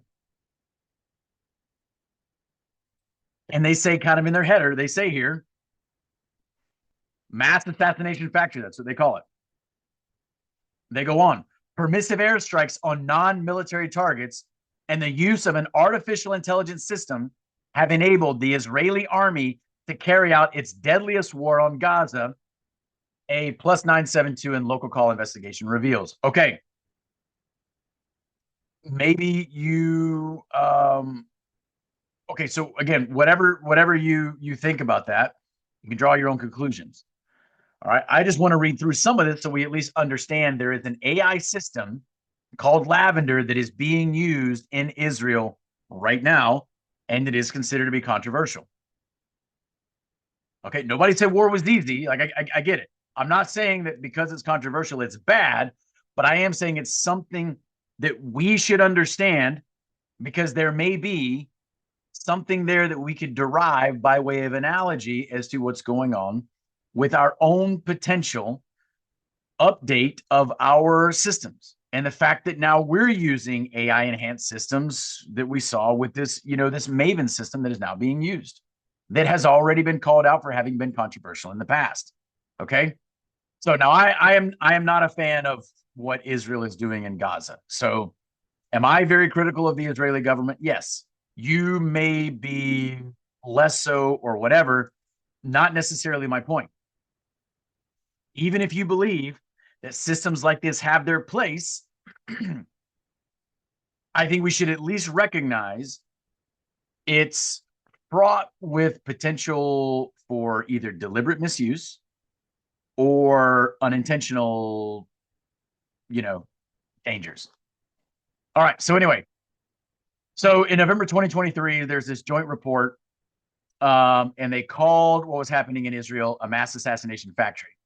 It, meaning the joint report, correctly. So this guy writing is part of affiliated with part of this organization from West Point that talks about issues of like law in war, is opening this article in which he's going to talk about this by referring to this joint report. They refer to Lavender as a mass assassination factory. The joint report correctly stated that the IDF was using gospel, a system characterized as relying upon artificial intelligence. The report alleged the system generates, among other things, automatic recommendations for attacking private residences where persons suspected of being Hamas or Islamic Jihad operatives live. Israel then carries out large-scale assassination operations through heavy shelling of these residential homes. All right. So this guy here is saying, he's referring to this report, and he's saying this report alleges that these AI enhanced systems, and here he mentions gospel. There's another one called Lavender that he's getting ready to mention. And he said, these generate automatic recommendations for where certain targets are at and make these recommendations as to how the Israeli Defense Forces, the IDF, should hit these private residences. Okay. In April, the focus of attention shifted to the IDF, that's the Israeli Defense Force, the IDF's use of Lavender.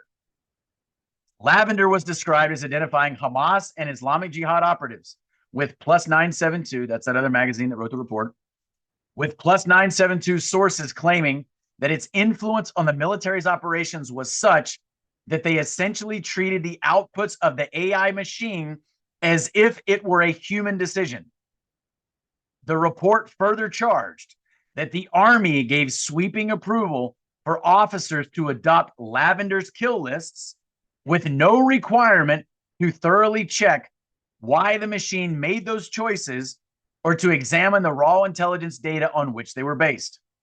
Reportedly, human personnel often served only as a rubber stamp for the machine's decisions.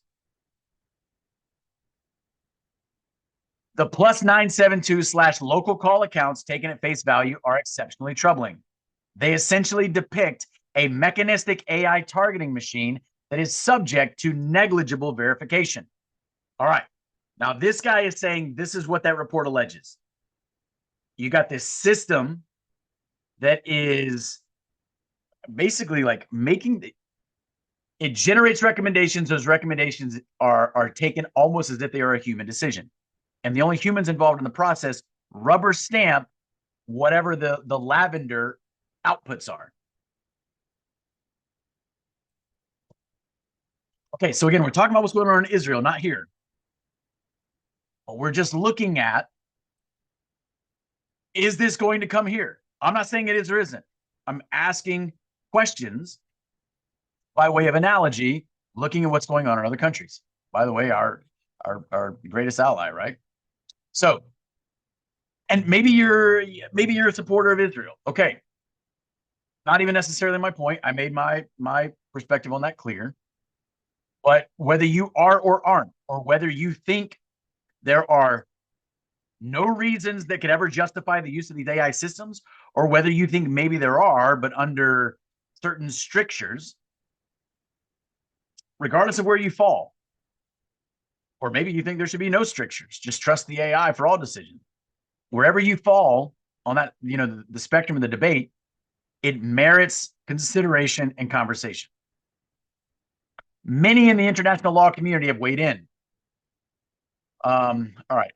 So we're going to go down here. We're not going to read a lot of this. In this post, I will attempt to provide operational context to the use of the gospel and lavender systems. I then assess the relationship to the law of armed conflict, rules governing targeting. The piece concludes with thoughts on their use in practice. Before turning to the systems, one critical caveat is necessary. Every weapon and weapons system and much of the intelligence infrastructure that supports attacks can be used in a manner that violates LOAC, which is the law of armed conflict, either systematically or by individual soldiers. He's right. Great point. In that regard, I have no firsthand on the ground knowledge of how the IDF is using gospel and lavender, especially in relation to individual strikes. My analysis is based solely on media reports, explanations of how the systems are being used, my own experience regarding targeting in general. Okay, great. So again, we're not going to go through this. So I am not saying that this report from plus 972 or local call, their report is 100% accurate or gets everything right, or maybe they've got their own biases or whatever. Not necessarily my point. My point is this is going to become very, very important. It's already important for what's happening over there in Gaza, but it could become very important for what's going to happen here. So let me just scan through this and see if there's anything else I want to mention. All right, so he goes on to say, the IDF has emphasized that gospel does not definitively determine an object to be a military objective, nor does it pick targets. Gospel suggestions alone are not a sufficient basis for concluding that an object is lawfully targetable. Okay.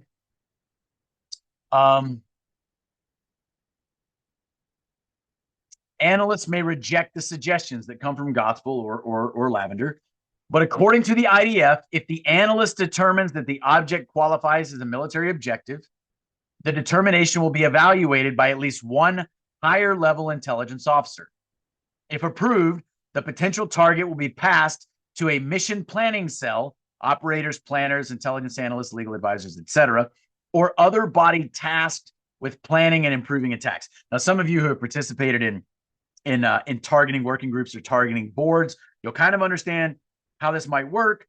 Now you've just got this decision make or this recommendation making system that is providing a list or whatever that could be considered for decision makers, ostensibly. Here's about a little bit more about lavender. Whereas gospel is a system that fuses and cross-references layers of information to identify potential military objectives, lavender is, technically speaking, a smart database that fuses and sorts information on individuals who might be members of Hamas or other organized armed groups. Lavender's database appears to be vast, which is unsurprising given that Hamas's Al-Qassam brigades number 30 to 40,000 members. Okay, great. Lavender does not independently identify individuals as members of organized armed groups or direct participants in hostilities. It does not produce suggested kill lists or otherwise serve as a confirmed and approved list of targetable individuals. It has no predictive function. It does not anticipate who might become a member of any of the Palestinian fighting groups. All right. I'm going to stop right there. You guys can read this. You can make your own assessment. Maybe you agree with what this guy's saying. Maybe you don't. Maybe you agree with what's in the reports by local call and plus 972. Maybe you don't. Maybe you want to go do your own research elsewhere or whatever. Great. I do not pretend to be an expert in the lavender system. I don't even pretend to be an expert in the Maven system because a lot of this is brand new and it's just now kind of being adopted. So I am not here to give you answers as much as I am here to ask questions because I think these questions are important. And I guarantee you the military is probably not giving them adequate consideration. And this goes back to my whole point. Can we trust our military? And I would tell you no. So I got one last thing that I want to mention because I know we've been going for a while here. but this is important, and I'm trying to I'm making some links here, and I'm hoping everyone's following. And some people might not necessarily agree with some of the links that I'm making, and I'm not. And I know that there's some. I'm hoping people don't necessarily just dismiss it as a slippery slope. Is what I'm saying. Okay. So, all right, what do I want to talk about next? Who has heard of Eric Prince? I'm not a fan of Eric Prince. Some of you will know, Eric Prince from Blackwater, the private military company. Later changed its name to Academy and then G, or perhaps the other way around. Anyway, private military company that's gone under a variety of names and has had some pretty significant allegations leveled against it for a variety of reasons. Don't necessarily want to go into that. Maybe you're a fan of Eric Prince. Don't necessarily know why you would be. But Eric Prince, a while back, and I don't remember exactly how old Eric Prince is, but this comment was made nearly a decade ago. So I'm not saying I never made a dumb comment decades ago either, or a decade ago either. I'm not saying that.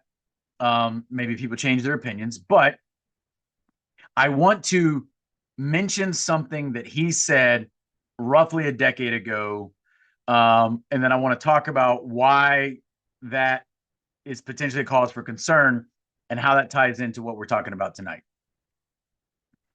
So let me bring up this here, and we're gonna wrap this up. Okay, I promise.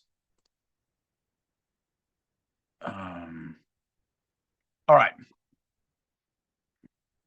Okay, so this is from democracynow.org. Again, maybe you like Democracy Now, maybe you don't. Not my point. Maybe you like Eric Prince, maybe you don't. I already made my perspective clear. Maybe you disagree, and if so, that's cool. Great. All right, what are we talking about? So this is from December 6th, 2017. So this is, again, this is quite a while ago. I got it. Not quite a decade, but still quite a while ago. A major new investigation by The Intercept says the Trump administration is weighing plans to create a global network of private spies. Now, you may think that's total BS, whatever. Cool. Not even my point. Obviously, 2017, we're talking about during Trump's, first term. According to the investigation, the proposal was developed by Eric Prince, founder of the now defunct private mercenary firm Blackwater, and Oliver North, a Marine lieutenant colonel who oversaw the Reagan administration's covert operation to divert money from secret arms sales to Iran to right-wing death squads in Nicaragua, a scheme now known as the Iran-Contra scandal. Okay, again, let's get to what I'm actually talking about here, because you may think, that's a lot of, nonsense. Okay, cool. Maybe it was. But let's go down here. Eric Prince advised President Trump's transition team. He is also the brother of Education Secretary Betsy DeVos. After Trump took office, Prince publicly pitched a plan to privatize the U.S. war in Afghanistan. Another member of Trump's transition team, CIA veteran John McGuire, is also reportedly working with Prince on the private spies and global rendition plan. The Intercept reports Prince may have foreshadowed his new proposal in a 2016 interview on former White House chief strategist Steve Bannon's radio program, in which Prince proposed reviving a version of the CIA's Vietnam War assassination scheme known as the Phoenix Program. Okay, stop right there. Do you know what the Phoenix Program is? And if you don't, you should. You should. You must know what the Phoenix Program is. We're going to talk about it very, very superficially, because my intent is not to go into it in great detail here. There's a reason why we should at least consider it and potential tie-ins to what we're talking about here, okay? Now, maybe you like Steve Bannon, maybe you're a Steve Bannon fan, maybe you don't. I actually was on his program once. So right after the War Room, right after the Declaration of Military Accountability came out, so in January of 2024, and maybe you're like, wait, what? Why would you go on a show? Well, I did. Okay. So Does that mean I'm a Steve Bannon fan or whatever? No, not necessarily. Maybe you are, maybe you're not. Doesn't matter. Not my point. I'm not here to focus on Steve Bannon. I'm talking about Eric Prince's comment on Steve Bannon's show. Eric Prince said two. So he mentioned 2 points. He mentions the first one, then he gets to his second point. He's explaining something to Steve Bannon. Two, a Phoenix like program. Okay. Remember, the Phoenix program was a root canal done to the Viet Cong during the Vietnam War. It was a kill, and then he gets cut off by Steve Bannon. I'm reading the transcript here. That's in this link at Democracy Now. So Steve Bannon cuts him off and says, "You mean this is the Phoenix program? This is the Phoenix. Hang on, this is the Phoenix program in Vietnam." So he's like, "Hey, are you talking about the Phoenix program, like from Vietnam?" That's what he's saying. Eric Prince says it was a vicious but very effective kill capture program in Vietnam that destroyed the Viet Cong as a military force. That's what needs to be done to the founders of Islamic terror, and that would even the wealthy radical Islamist billionaires funding it from the Middle East and any of the other illicit activities therein.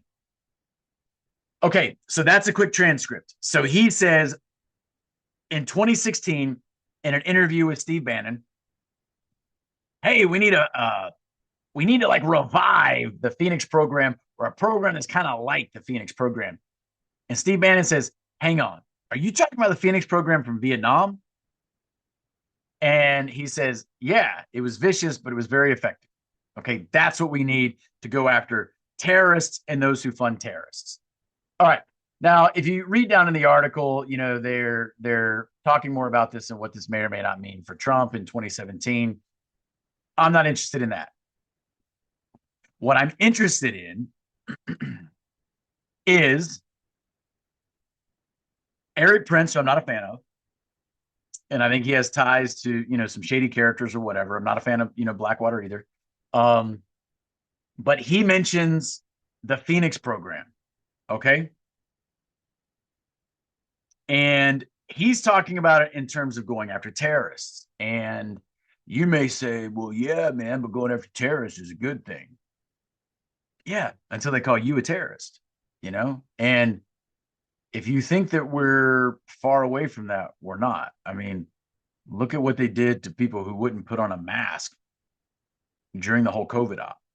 Okay. I mean,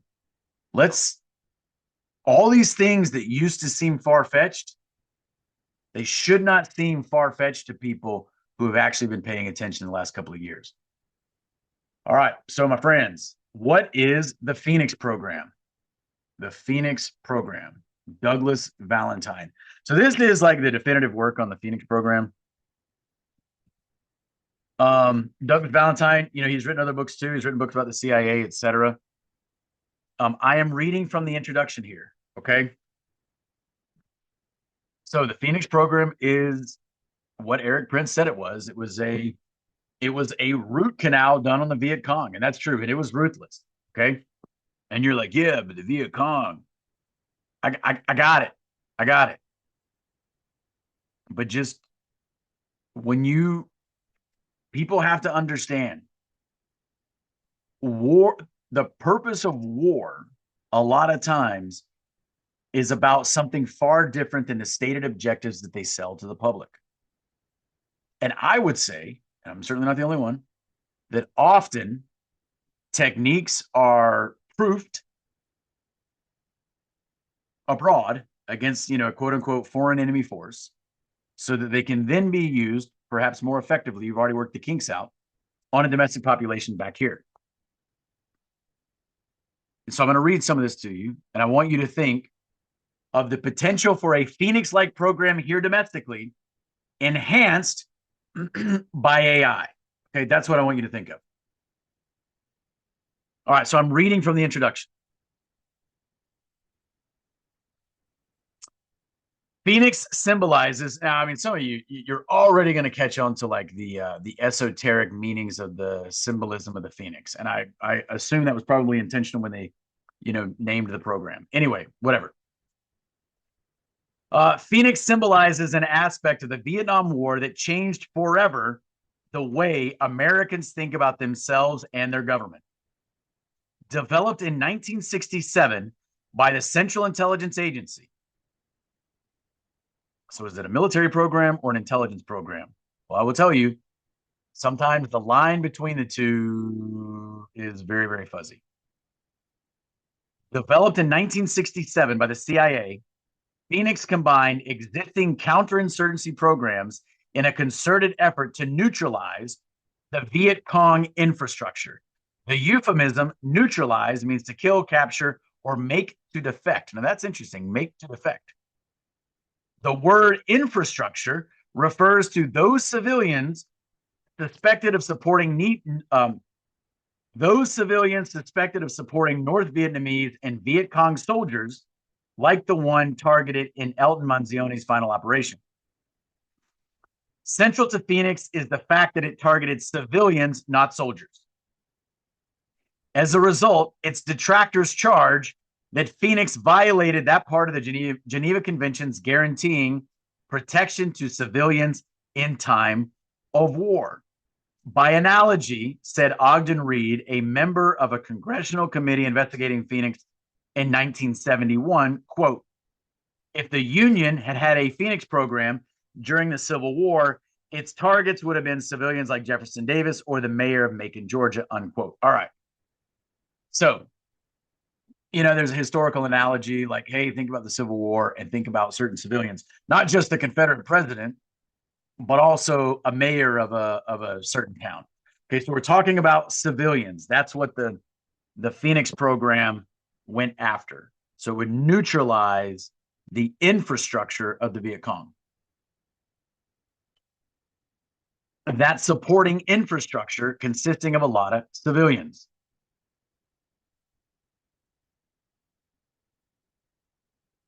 Legendary CIA officer Lucian Conan described Phoenix as a, quote, a very good blackmail scheme for the central government.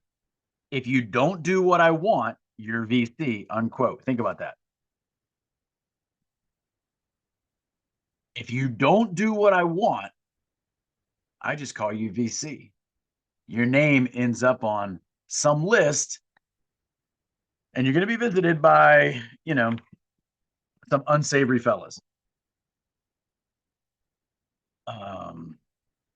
Because Phoenix neutralizations were often conducted at midnight, while its victims were home sleeping in bed, Phoenix proponents describe the program as a scalpel designed to replace the bludgeon of search and destroy operations, airstrikes, and artillery barrages that indiscriminately wiped out entire villages and did little to win hearts and minds of the Vietnamese population. Okay, now, that's an important distinction.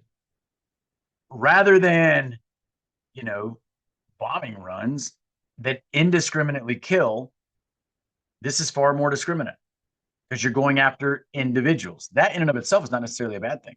It actually can be quite a good thing, right? Unless they're people you shouldn't be going after in the first place. Phoenix was, among other things, an instrument of counter-terror. The psychological warfare tactic in which VCI, that's Viet Cong infrastructure, in which VCI members were brutally murdered along with their families or neighbors as a means of terrorizing the neighboring population into a state of submission. Such horrendous acts were, for propaganda purposes, often made to look as if they had been committed by the enemy.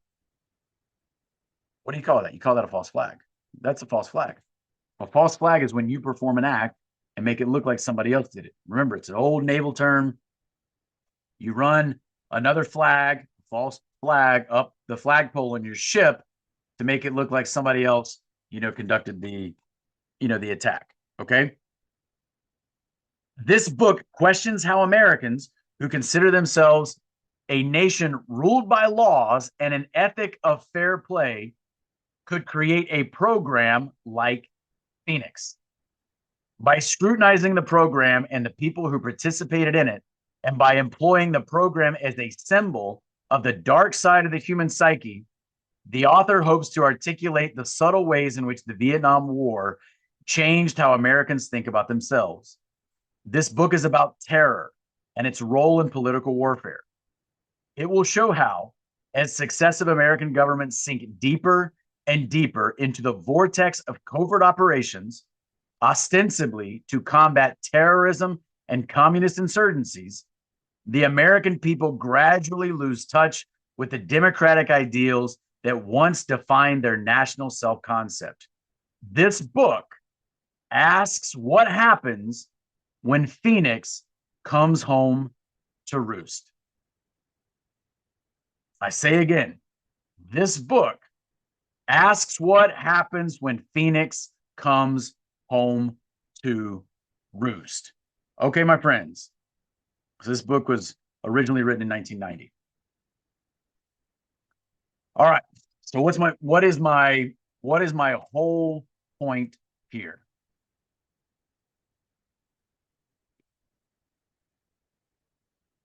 DOD says it wants to reduce the number of generals. Maybe that's a good idea. Maybe it's a bad idea. On the surface, I'm not necessarily making a determination one way or the other because I am far less interested in the number of generals than I am in the quality of those generals. If we determine that we can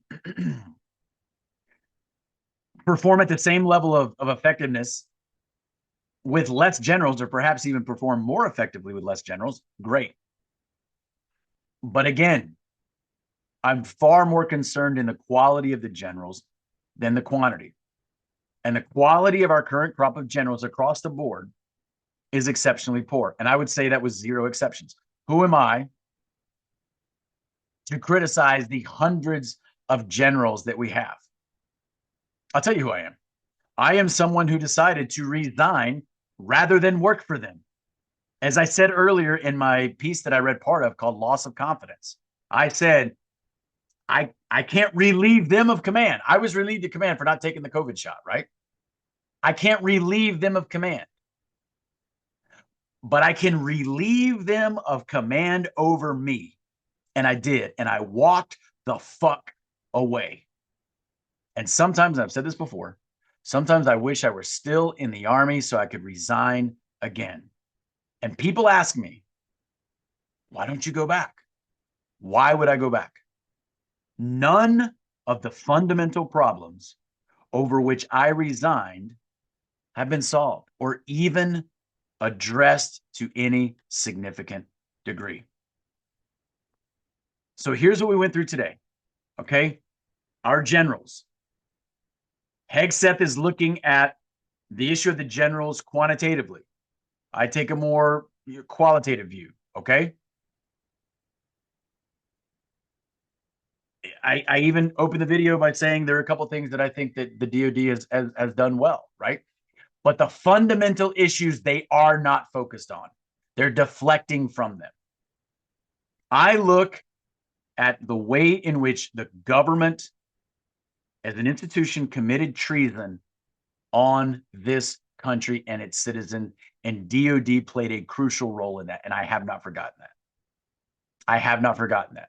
And some people say, oh, that was the last administration and that was the last DOD. I don't think like that. I don't think there are substantial differences between the last administration and this one. I think they read from different scripts, but I think that ultimately they are controlled by the same network. So again, we talked about the generals, what it means to potentially reduce the numbers. We went through, we read some excerpts from some of these books as to kind of what is it that a general does or doesn't do. We talked about some of the traits of generals. We talked about in an environment where we should be looking at general skill sets. We looked at how in World War II, getting rid of generals, first of all, was not necessarily a killer to their entire career. And it was an indicator that the system was working because the system recognized that some people just wouldn't be able to cut it, even though they might do well over here, but not over here. Now, relieving generals seems to be an indicator that the system is broken, that somehow the system did not adequately prepare that individual for the position that the system put them in. So you've got these two perspectives that are diametrically opposite to one another. And Thomas Ricks, the author of the book, The Generals, asks why. But again, that's talking from the perspective of assuming that these generals are trying to do the right thing and that some of them will fail. Now, I like this book, The Generals by Thomas Ricks. I do. But there's a more fundamental assumption that I think is not being addressed. We then looked at the other book called The General's War. We talked a little bit about Colin Powell, who is highly respected. I have problems with what he did with the little example vial of the anthrax. I do not give him a pass for that at all. He played a key role in ensuring that we, went to Iraq. Anyway, but that portrait of him at the very beginning of the book, I think, is useful. A senior general, that's either the chairman of the Joint Chiefs or one of the Joint Chiefs or one of the senior generals in the Pentagon, but those senior guys, and we looked at him as an example when he was chairman, and the relationship, the gravitas that he was able to have.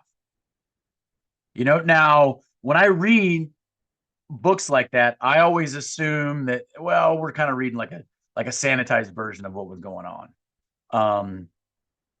Because I don't necessarily think that things always happen the way that they're portrayed in a book that is supposedly telling how that event occurred.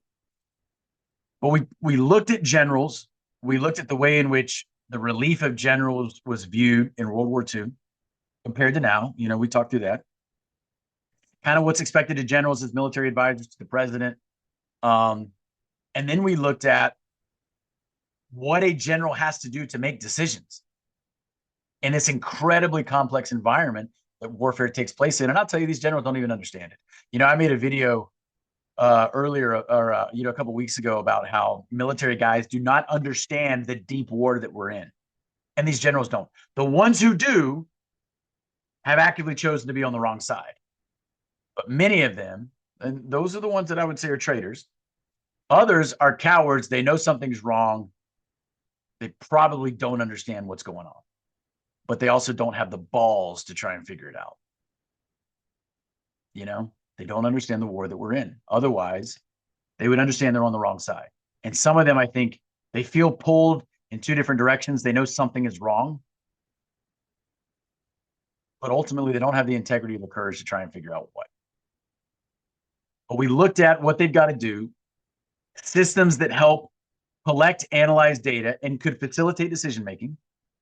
And then we looked at maybe there are some AI systems that are going to be used to help with that, like this Maven system that we specifically looked at, how it's a spinoff from an earlier, more controversial version, right? Some of the discussions a couple of years ago that were had about that. We looked at a potential analog with the Lavender system, or also the Gospel system, being used in Israel. Some of the potential problems, some kind of two sides of the debate that are potentially happening there, and what that could mean for us. And then just asking the question, this is conjecture, I'm not necessarily saying this is what's happening, but asking the question, which is DOD, can they afford to get rid of generals? And they can pass it off as like, oh, we're getting lean and mean, less generals, more GIs. But in reality, it's because they don't need them. Maybe they don't even want them, because they want to go to less humans making strategic level decisions and more AI enabled decisions, or AI systems making the decisions. I don't know. And then lastly, I tried to draw in the link of, imagine a Phoenix type program occurring domestically. And if you think that is unrealistic, you have not been paying attention the last couple of years to what's going on. And if you think that Elon Musk or Peter Thiel have your best interest at heart, they do not. I made a video at the beginning of the year, right as we moved into the new administration was going to take over. And I said, I think war is coming, and I think the digital control grid is coming. And I think part of what we have talked about is that digital control grid, but looked at through a military lens and looking at specifically almost like the the military arm of that control grid. And then understanding there's a lot of times there's this relationship, there's like this relationship between, military action abroad and then a police state here at home. And understand that relationship often exists. Okay. Tyranny abroad often accompanies tyranny at home. So I just want us to think about that. If you are saying, hey, I'm not quite following all the links that you try to draw, then great. Okay, tell me in the comments as to why you disagree. Or maybe some things that you thought I didn't focus on that I should have focused on. I appreciate it. I know this was long, but thanks for hanging in there with me. And so I will end where I started by saying, if you don't fix the treason and cowardice in the Department of Defense, the other changes don't matter. They just don't matter. But if you address first and foremost the treason and cowardice, then those other problems will solve themselves, or at least will become much easier to solve. So thanks for hanging in there with me. I know this was a long one. I had to put together a lot of stuff to kind of go through. I will put the links to the stuff that I showed you guys down below. So till next time.